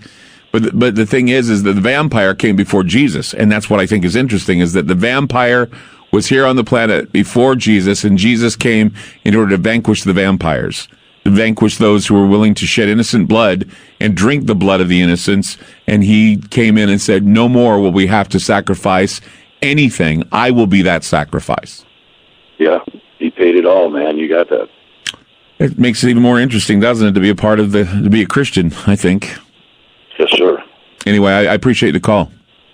Thanks. Good night, then. Good night to you. Yeah, I mean, don't you find that interesting? That if the real reason, I mean, the resurrection, immortality of mankind was something that Jesus gave us because he was the sacrifice, because he knew that all around were predators and those who are into the bloodletting and the corpse medicine and all these things. It was all part of this occult, ritualistic, satanic bloodletting that he wanted to show that he would be the one who would lay his life down to just be the symbol of that which needs to stop. And that is the bloodletting of innocent human beings. And so if we followed in his example, I think if we were to truly believe that this is why it was done, then we wouldn't want to allow anyone else to shed blood, because that would be something that I think, if Jesus were here, he'd probably say, what was the purpose of me dying if all human beings want to do is drink blood? 888-673-3700. We'll be back. I'm Clyde Lewis. You're listening to Ground Zero. The number's call tonight, 888-673-3700. That's 888-673-3700. When the angels fell and the Nephilim became well known, the giants and the vampires, the inheritors of the vampires, the inheritors of the Nephilim are the vampires. But there were names that were given of some of the chief vampires that taught mankind to allow for the bloodletting and killing and culling of their own kind. In fact, if you read in Enoch, it says, and Azazel taught men to make swords and knives and shields and breastplates, and made known to them the metals of the earth and the art of working them, and bracelets and ornaments, and the use of antimony, and the beautifying of the eyelids, and all kinds of costly stones, and all coloring tinctures. And there arose such a godlessness, and they committed fornication, and they were led astray, and became corrupt in all their ways. Semazar taught the enchantments and root cuttings. Amoros, the resolving of enchantments. Barkiel taught astrology. Kokabel, the constellations. Ezekiel, the knowledge of the clouds. Arakiel, the signs of the earth. Shamazel, the sign of the sun. And Sariel, the course of the moon. At this point, God had enough, and he decided to wipe the evil from the face of the earth. And this, of course, is the prelude to a well-known biblical story, Noah's Ark.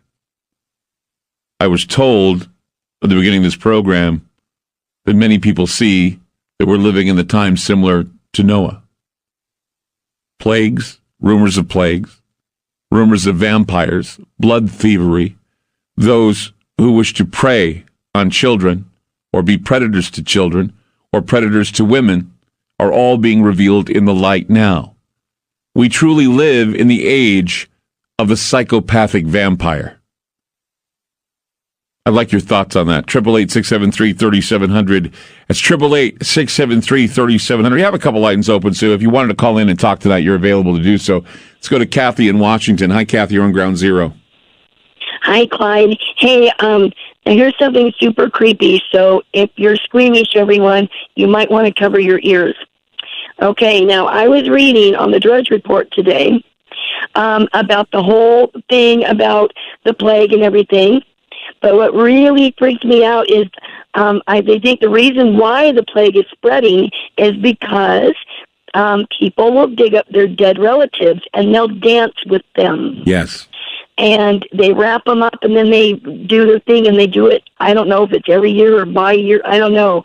But that was creepy to me. And that would make a whole lot of sense of why this plague is spreading. What do you think? I would agree with you. I mean, what it is, I think it's called, what's it called? Famadahana? Is what they call it? Yeah, I don't know that one. It's called Famadahana. It's a ritual. Yeah, It's a ritual that they do in Madagascar. And Yes, you're right. Yep. it's the turning of the bones ritual is what it is. Okay, that's what it is, The turning of the bones in Madagascar. It has an ancient origin where what had happened is that the people of Madagascar, the Malagasy rather is what they call themselves, they basically build their lives around death because they've had so many deaths that they build their lives around it. So they have these ceremonies where they turn the bones.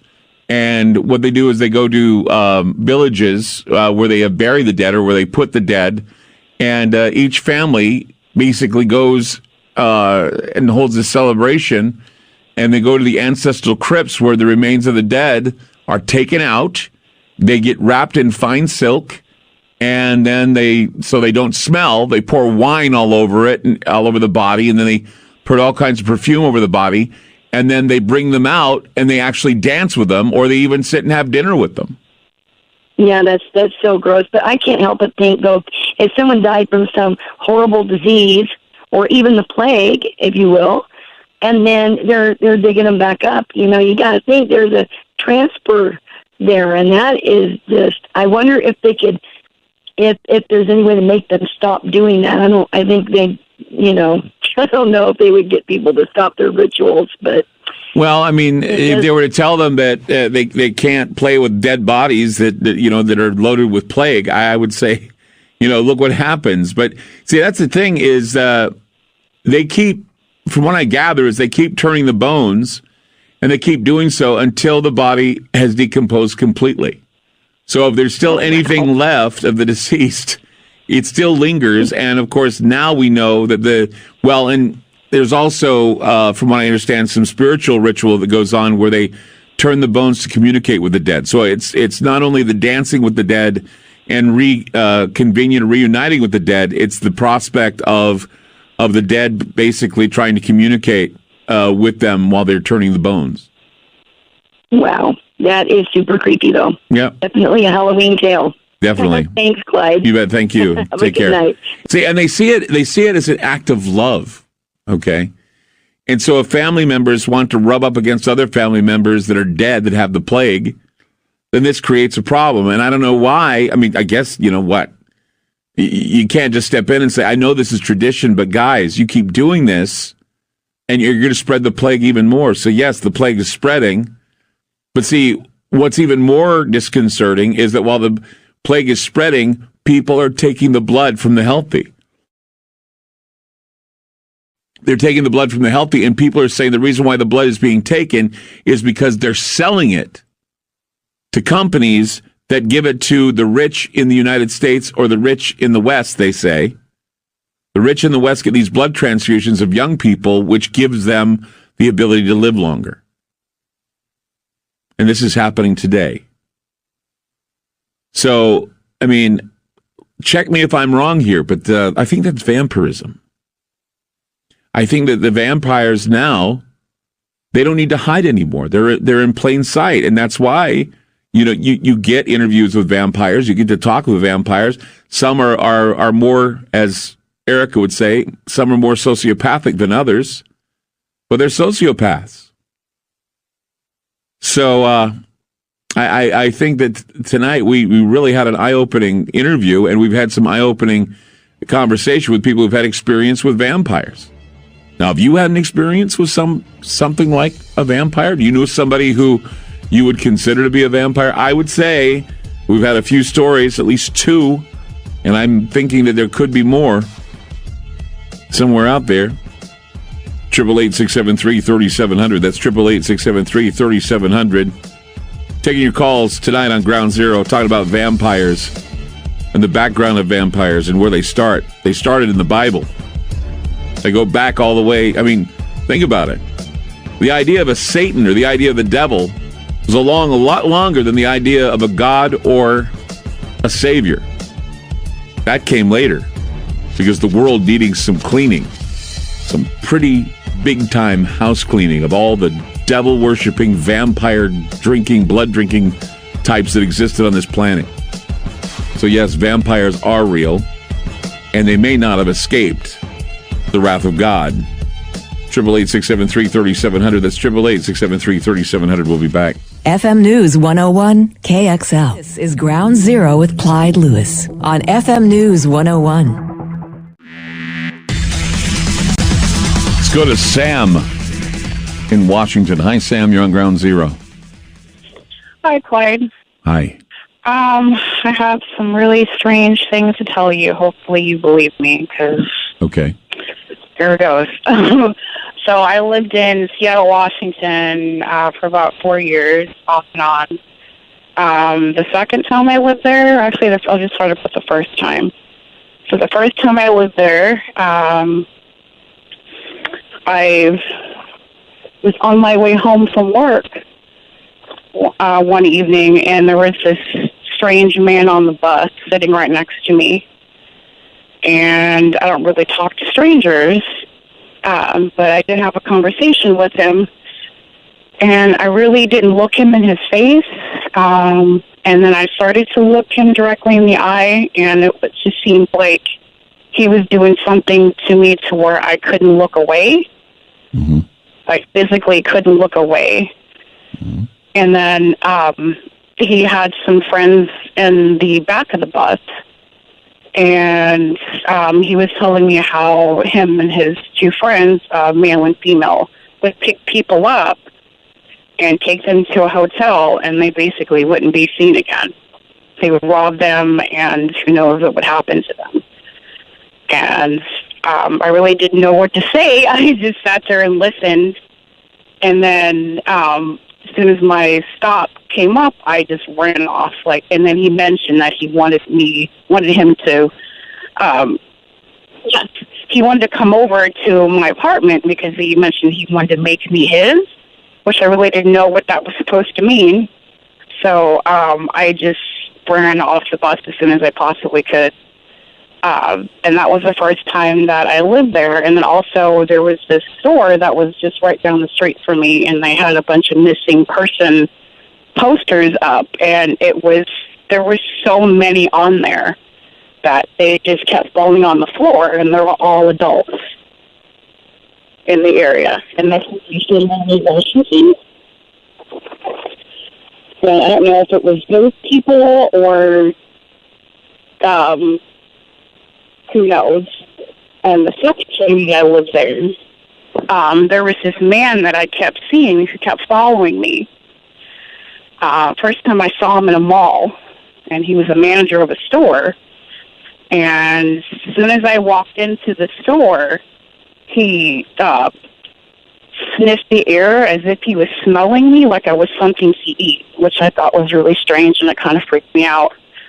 And I was like, well, maybe he's smelling my perfume or my, shampoo or conditioner. Mm-hmm. But then as he started to talk to me, he just seemed really strange, and I wanted to leave the store. But then when I wanted to leave, it just felt like he was doing something to me physically. Like I started having chest pains to where something told me that I should stay.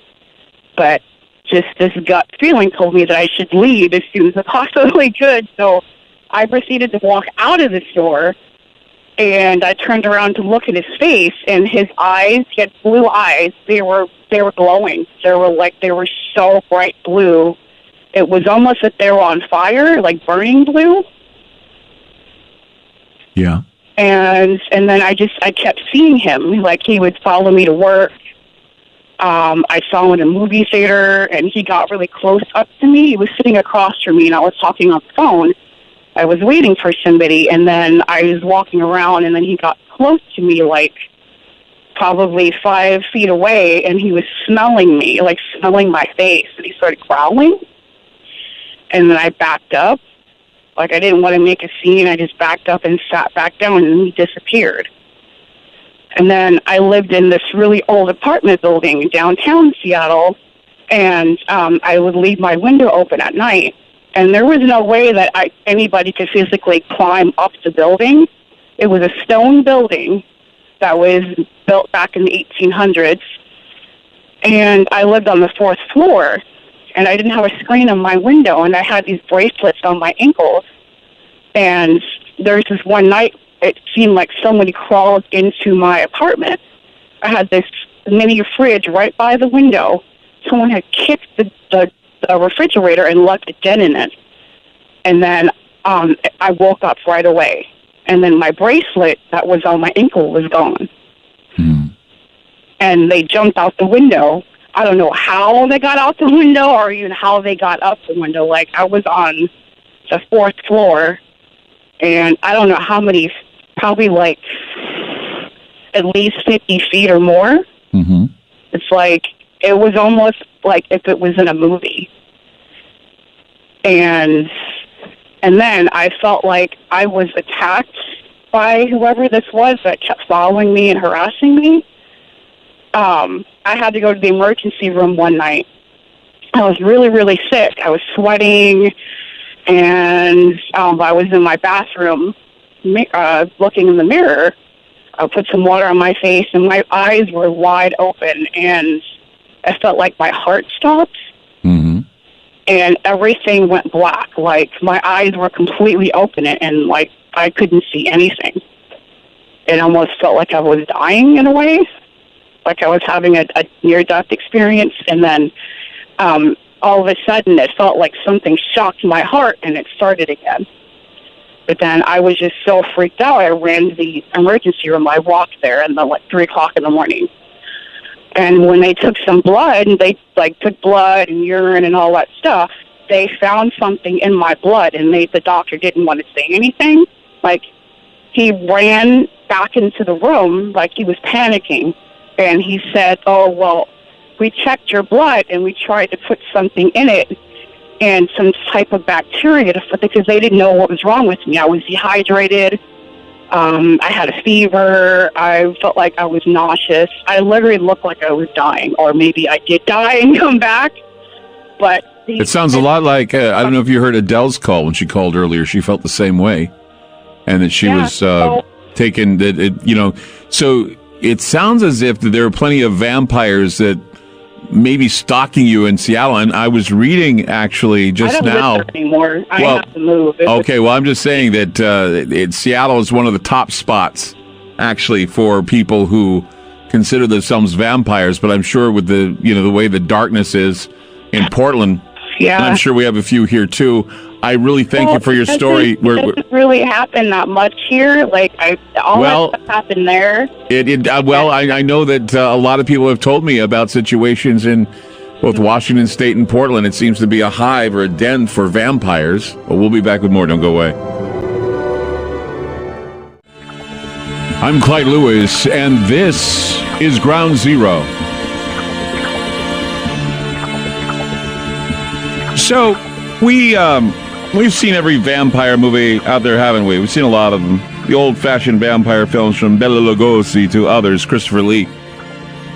And in every single vampire film, we always see, like, for example, Van Helsing. Peter Cushing played... The most memorable Van Helsing is Peter Cushing, the guy that played Tarkin in Star Wars. And in every film, we see that holy water, crosses, all those things scare away the vampire. Now, those are the old movies. Now, today, not very many things scare away a vampire. Crosses, holy water, those types of things. Vampires even can walk in the sunlight if they got the right sunscreen and the right sunglasses. So they bend the rules a little bit about exactly what a vampire can do. And so, if the rules have changed, maybe it's because those who write the fiction are well aware of the reality of how sometimes histories aren't exactly what they seem. Now, I've given you biblical history. I've given you the proof that the Nephilim are not aliens, but they're vampires. And I've given you information. I had Erica on. She said that vampires are basically the inheritors of the Nephilim, or the spirit of the Nephilim. So there you have that.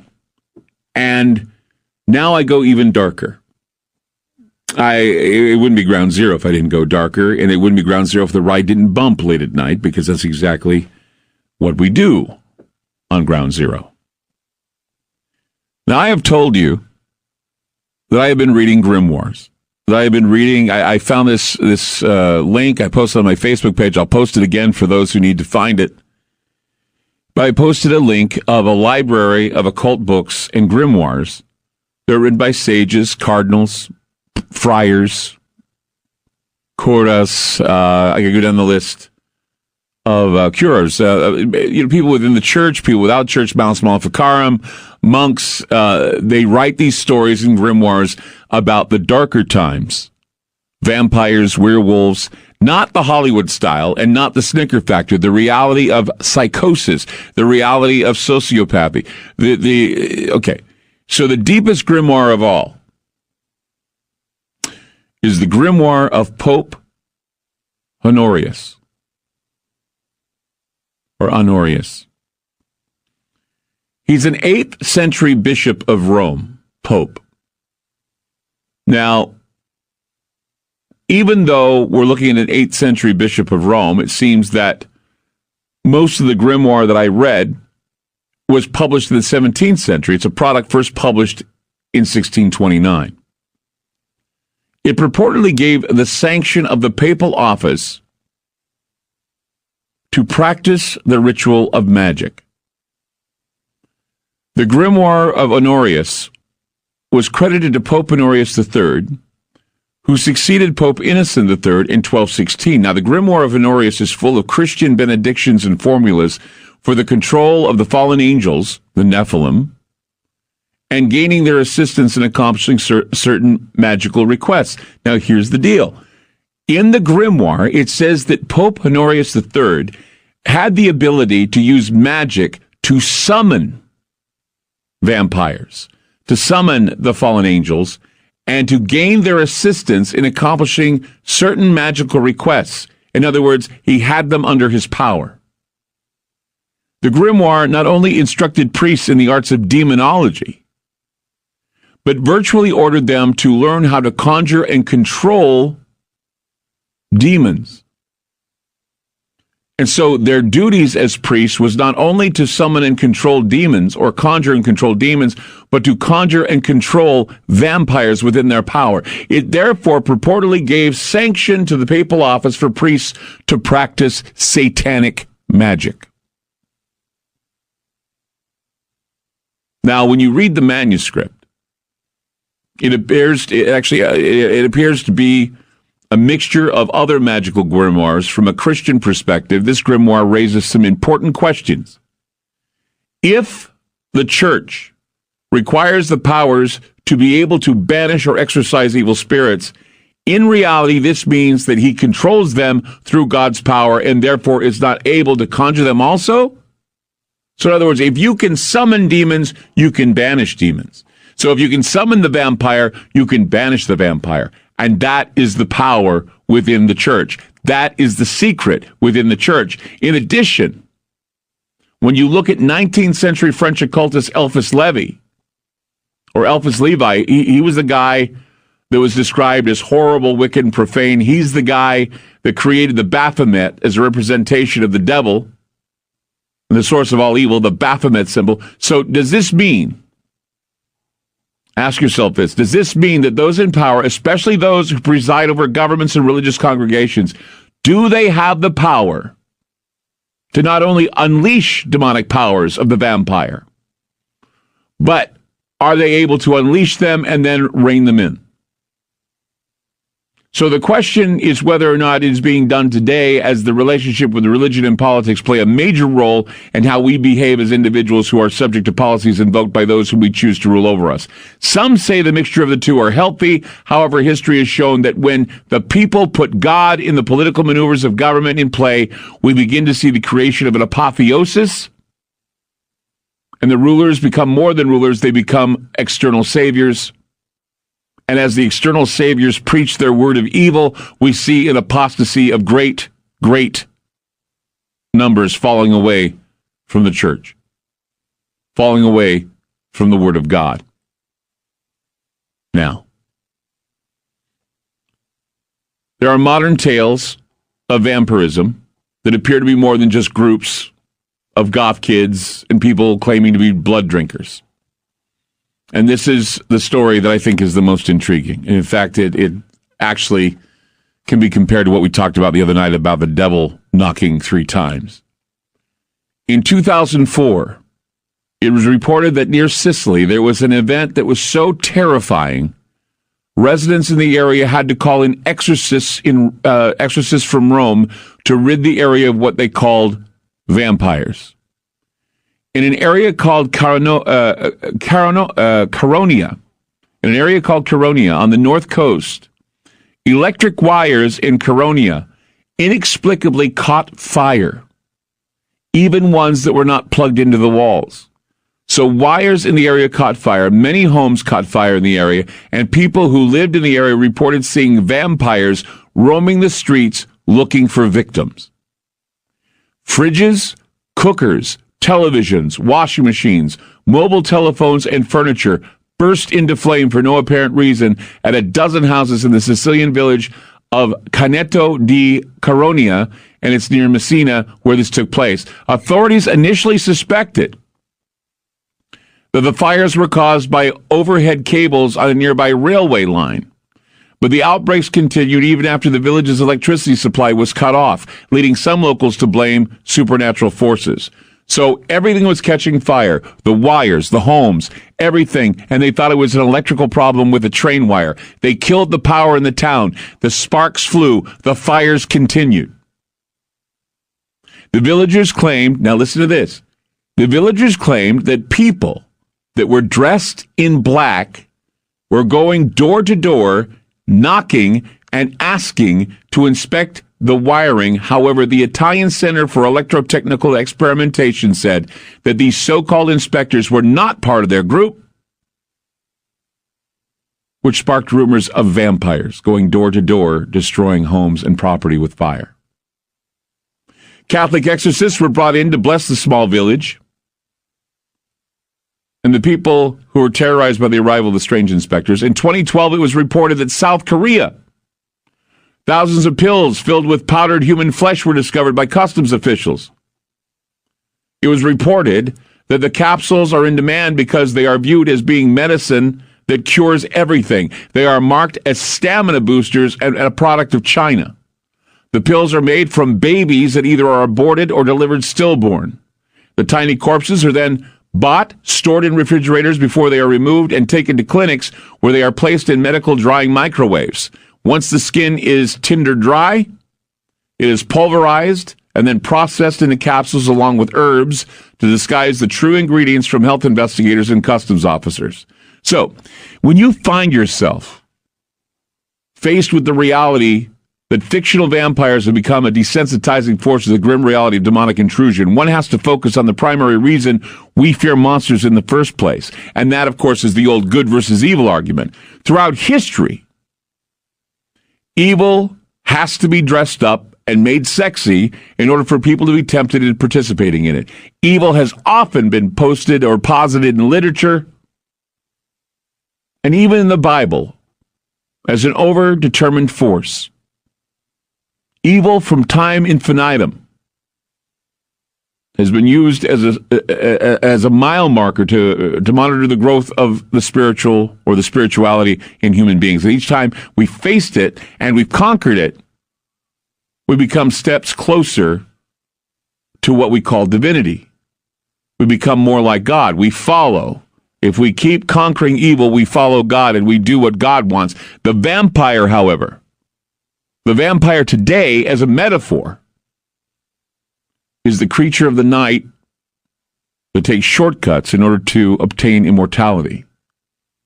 The vampire's life has within it a dark, counterfeit spirituality that is offered by a lesser being that no one more cares for the existence than it does its own ability to actually permeate the world with wickedness.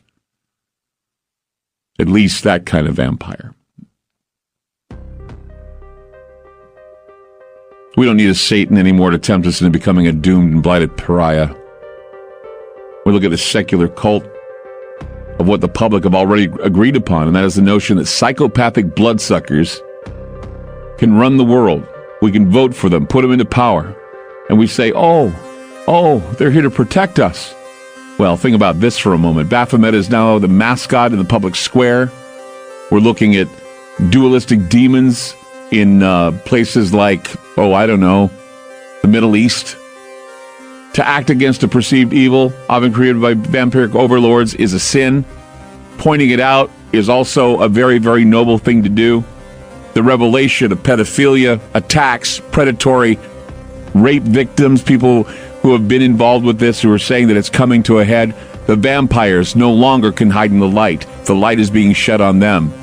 And I'm talking about the psychopathic, not the sociopathic, but the psychopathic blood drinkers that do it, and they don't give consent. It is done through coercion, and it's done to blatantly destroy the innocent. 888-673-3700. That's 888-673-3700. We'll be back. FM News 101 KXL. More with Clyde Lewis and Ground Zero on FM News 101. Let's go to Robert in Montana. Hi, Robert. You're on Ground Zero. Robert, hello. You're on Ground Zero. Hello. Hi, you're on the air. Go ahead. Yeah, I was just calling about Elijah. Isaiah. I'm sorry, about the book of Isaiah. And you were talking earlier about the apocryphal books. Yes, I was. About the different apocryphal books, and I was thinking about the book of Isaiah, where it talks about the bright morning star, and where it talks about he said how about Satan. You're talking about Lucifer, not Satan. Lucifer fell and became Satan. Right? You still there? Robert? You still there? Okay, Robert's not there. Let's go to Mary in Oregon. Hi, Mary. You're on Ground Zero. Hi there, Clyde. Hi. Oh, this is Sherry. I said Sherry, right? So Sherry in Washington. I'm sorry. Go ahead. That's okay. Yeah. So I have an interesting correlation with, you already kind of answered it after I was placed on hold with a call, that the Nephilim are part of the vampirisms, and I'm just also have been studying this for a while just on my own accord about all of the mutilations and that, where there's no blood left in the animals and nothing on the ground. There was one friend of mine, family had a small acreage, and they had a couple cows, and they did have an experience with one of their cows having that done to it. Mutilated, in La Center. Yeah. In 1989, and of course they called the police, and they came out and said there's nothing we can report, and left. But I was also going to bring up the fact that this is all around based around sorcery. Everything that has to do, even with that little town in Italy that was all the wiring was frying and everything. Yeah. And I also believe that. You believe that was sorcery? I believe in the realm of the energetic realm. So what do you explain about the people dressed in black inspecting the homes for victims and everything? They said that they didn't recognize who they were. In fact, they had to call the priests and the exorcists from Rome to come in and exorcise the city because they felt it was being I attacked. think they are the ones that initiated it with just their presence in the realm of energy, the forces. The force fields of them, and I know I also have had a book given to me about meth because I've been studying that for my defense to know, the outbreak of meth around or methamphetamine. Well, this has nothing to do with methamphetamine. That story in Sicily had nothing to do with methamphetamine. I'm sorry. No. I was just going to correlate it real quick with that. That the people that are on that, I have learned through studies, are always attracted to wiring. They always take the wires apart in cars. That's because they get money out of they get the wiring and they get money out of it. That's why they do it. Because I thought maybe at the metabolic level, and even unbeknown to their psyche, that they're drawn. No, they do it. They do it to get money. They do it to get money. They go to a place that buys metal, whether it be copper wiring or whatever. I mean, my father used to do it. He used to work for the county, and he'd come in and he'd bring all this metal stuff that he'd find, and he'd bring it in and he'd make money out of it. And that's exactly why they do it, is because they need to fill their habit. And the only way they fill their habit is to find wires, or in fact, they've been known to steal girders from bridges and take them in for money so they can get money for their meth habit. Okay, yeah, I do realize that part of it. But it almost seems like there's a metabolic or some kind of a connection that's within their blood that's craving energy or electricity also, aside from stealing wire or copper to turn it in for money. I've never heard that, actually. Yeah, never heard it's that. like this energy force just sucks them to where there's energy. So you're telling me that people on meth are more susceptible to being taken into places where there's energy, or they like to get around energy fields? Yes, I think there's vampirism involved in... Okay, there's different types of vampirism. This one would be the vampiring of people's souls or the energy off of them. You know, just sucking the life forms out of people all around them. So they're looking for life force energies to steal from people, and that's what meth heads do, is what you're saying. It generates them to crave it. So that, well, some people call meth heads the modern zombie, and when they tweak in the street, I would kind of agree. Thank you so much, Sherry, for that call. 888-673-3700. That's 888-673-3700. A couple lines open if you want to get in at the last minute. We're getting ready. Coming to the final stretch of the show, so we'd love to hear from you. 888-673-3700. That's 888-673-3700. Back with more Ground Zero. Don't go away. I'm Clyde Lewis. You are listening to Ground Zero. Numbers to call tonight, 888-673-3700. That's 888-673-3700. Conspiracy theorists have been saying that they have proof, or they've said many times, that something of occult nature takes place everywhere, and that the cult is taking over. No hoaxes, no real reason not to doubt that bloodletting is happening, that bloodletting is being covered up, whether it be murder within the realms of politics, or whether it be war, or diseases, or things that can be actually, used against death of the innocent. And what vampire tale wouldn't be complete without talking about Elizabeth Bathory? She was born in Transylvania in 1560.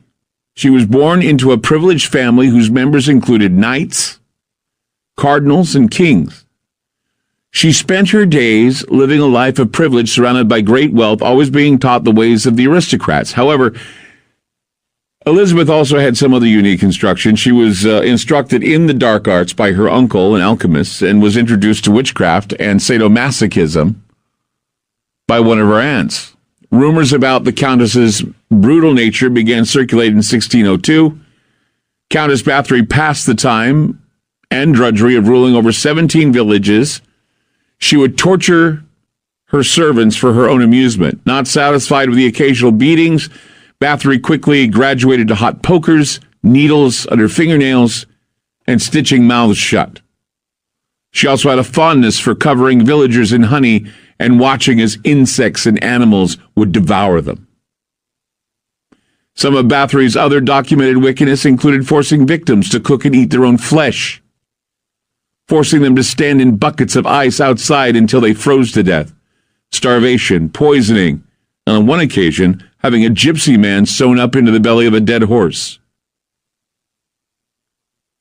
And these were just a small sample of what she was accused of doing at her trial. After her death, it was revealed that she enjoyed bathing in the blood of her victims as well as drinking it in order to maintain her youth. Now that, I think, tops them all, right? I mean, look. Bloodletting and blood drinking and this has been going on now, and it's been stoking the fires of some 6,000-year-old secret regarding 5% of the elites, the royal families, world rulers. Bloodlines and ritual blood drinking continues today, and that youthful blood keeps them living longer. Isn't it a coincidence that the Queen Mother lived to be 101? Queen Elizabeth II, she just had, she's now living, is she like over 90 now, isn't she? And Prince Philip, 95. It's rumored for some time that the royals drink the blood of the young to stay alive. They get transfusions in order to stay. By 2011, there were witnesses from the First Nations schools in Canada. They said that nearly 500,000 graves were found in the schools there, and that even the Prince Philip and Queen Elizabeth would show up. They would pick First Nation children, dress them nicely, take them away, and they were never seen again. This is according to a Kamloops, British Columbia school. They selected 10 children, according to what I was reading. They had the children removed from the school. None of the children were ever seen again. The group that disappeared were 7 boys and 3 girls, and aged from 6 to 14 years of age. In the book Mummies, Cannibals, and Vampires by Richard Sugg, it is reported that in medieval Europe, medicinal cannibalism was practiced by people of royal stature, and it is believed that ritual cannibalism may still be going on behind the scenes with the royals and many of the royal elite of the world.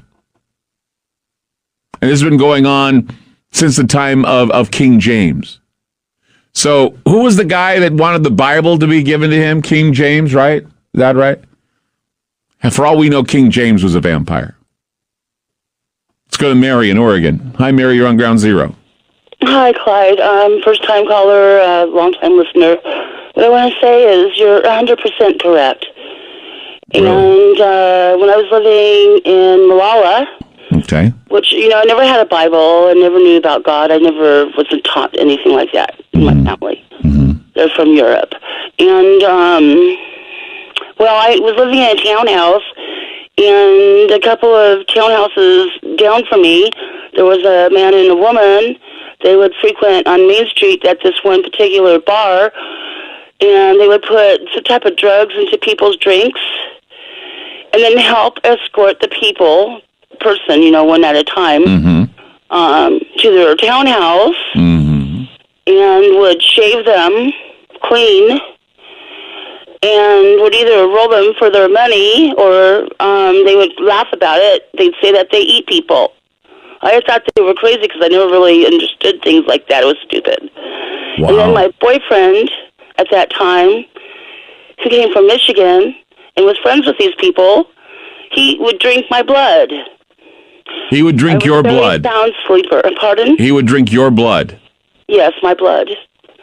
I was a very sound sleeper. When I was living in California, I wouldn't even wake up with earthquakes.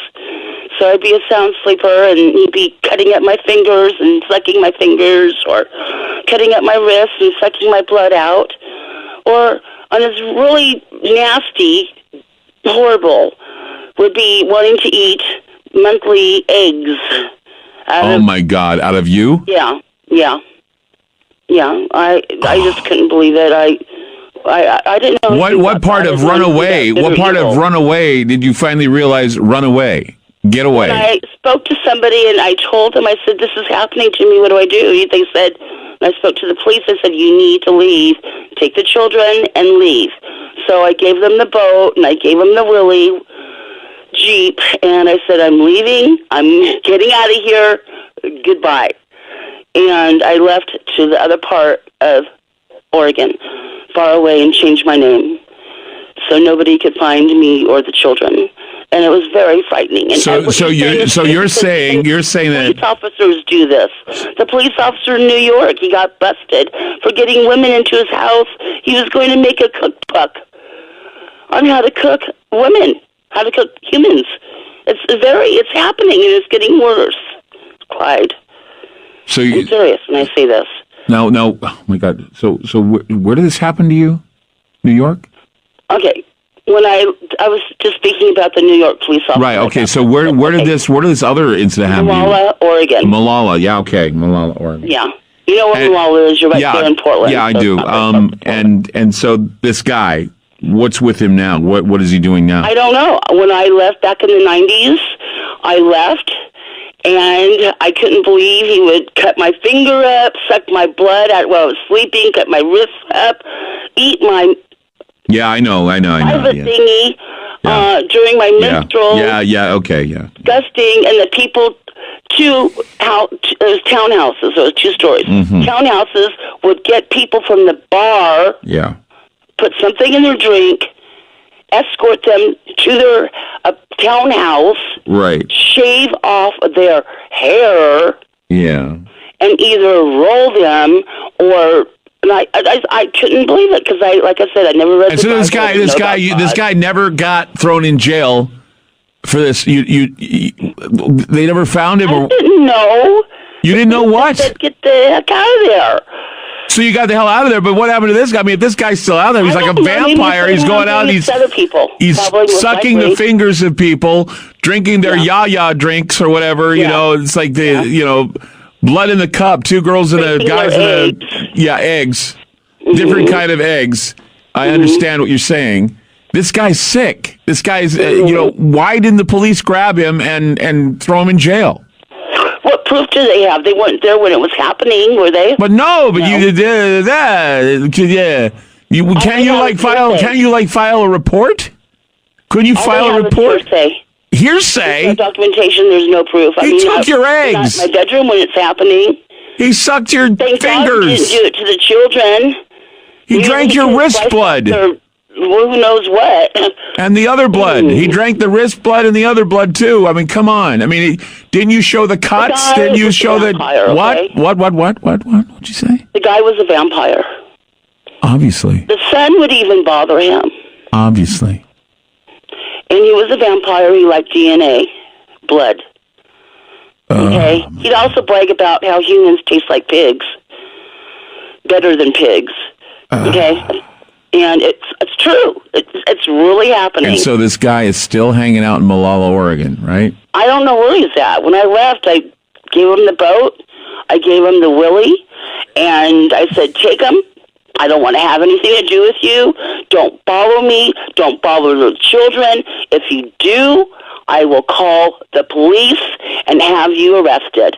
Do not contact me. I changed my name. I moved far, far away. I live far away from Portland. Far away. Far away. Wow. This is the best story, top story ever of the whole night. I'm completely terrified by this story. So, the moral of the story is you really don't know. No. It could be your next door neighbor. Yeah. It was mine.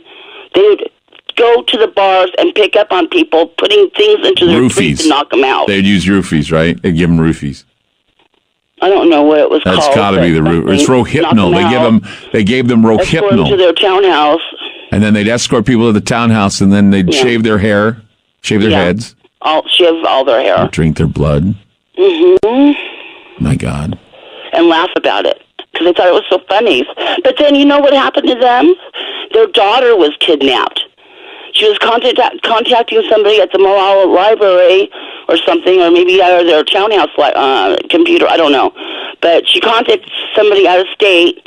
The guy picked her up at the Molalla Library. Yeah. Then she was on the most wanted list, or he was. I don't know. They were searching for FBI and police. They finally did find her. This is the first call I've ever had in the history of my show where I have a bad taste in my mouth. I'm kind of like trying to find the taste, and I don't. You really have to be careful. I Because do. you say you ride the bus or the train or whatever. You don't know. I know. Okay. You don't. And they could follow you. Yeah. They could follow your wife Jane. They can follow your son. They can follow you. Yeah. And okay. I don't know. Okay? All right. You've done it. You've scared me. All right. You take care. Okay. I'm just telling you, it's true. Yeah. Okay. Thanks. Jesus. They can follow you. Be careful. They're behind you. Yeah, I know. They can follow me. Oh, my God. Like I said, I think I want some strawberry ice cream. That would take this bad taste out of my mouth right now. Oh, my God. That poor woman. We'll be back. FM News 101 KXL. With Clyde Lewis on FM News 101. By the way, what she was describing as far as the, drinking of the,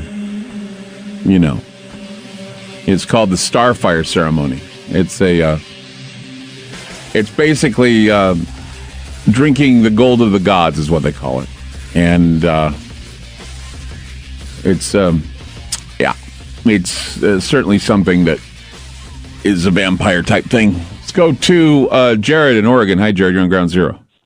Hey, how are you doing? I've never called in before, and I never listened to your show. I was going to pick my buddy up a pack of smokes, and long story short is you got into a great show tonight, didn't you, man? You just really did.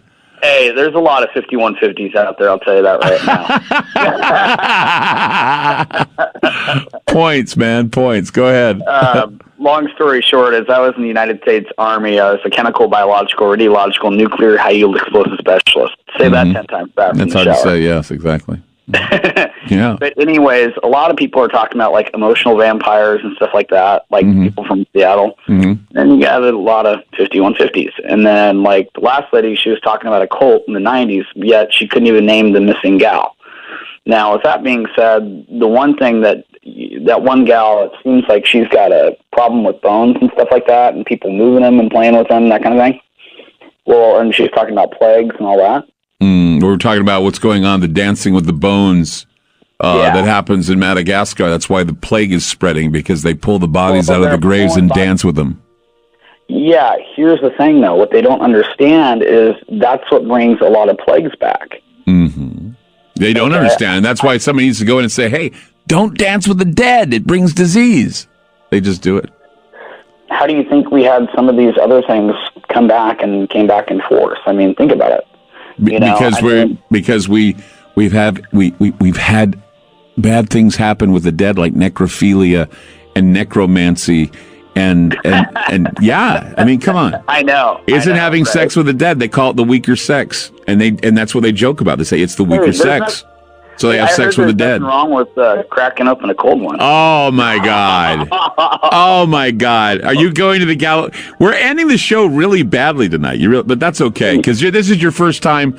So I think that I will give you a pass. I will give you a pass, dude. I'll give you a pass.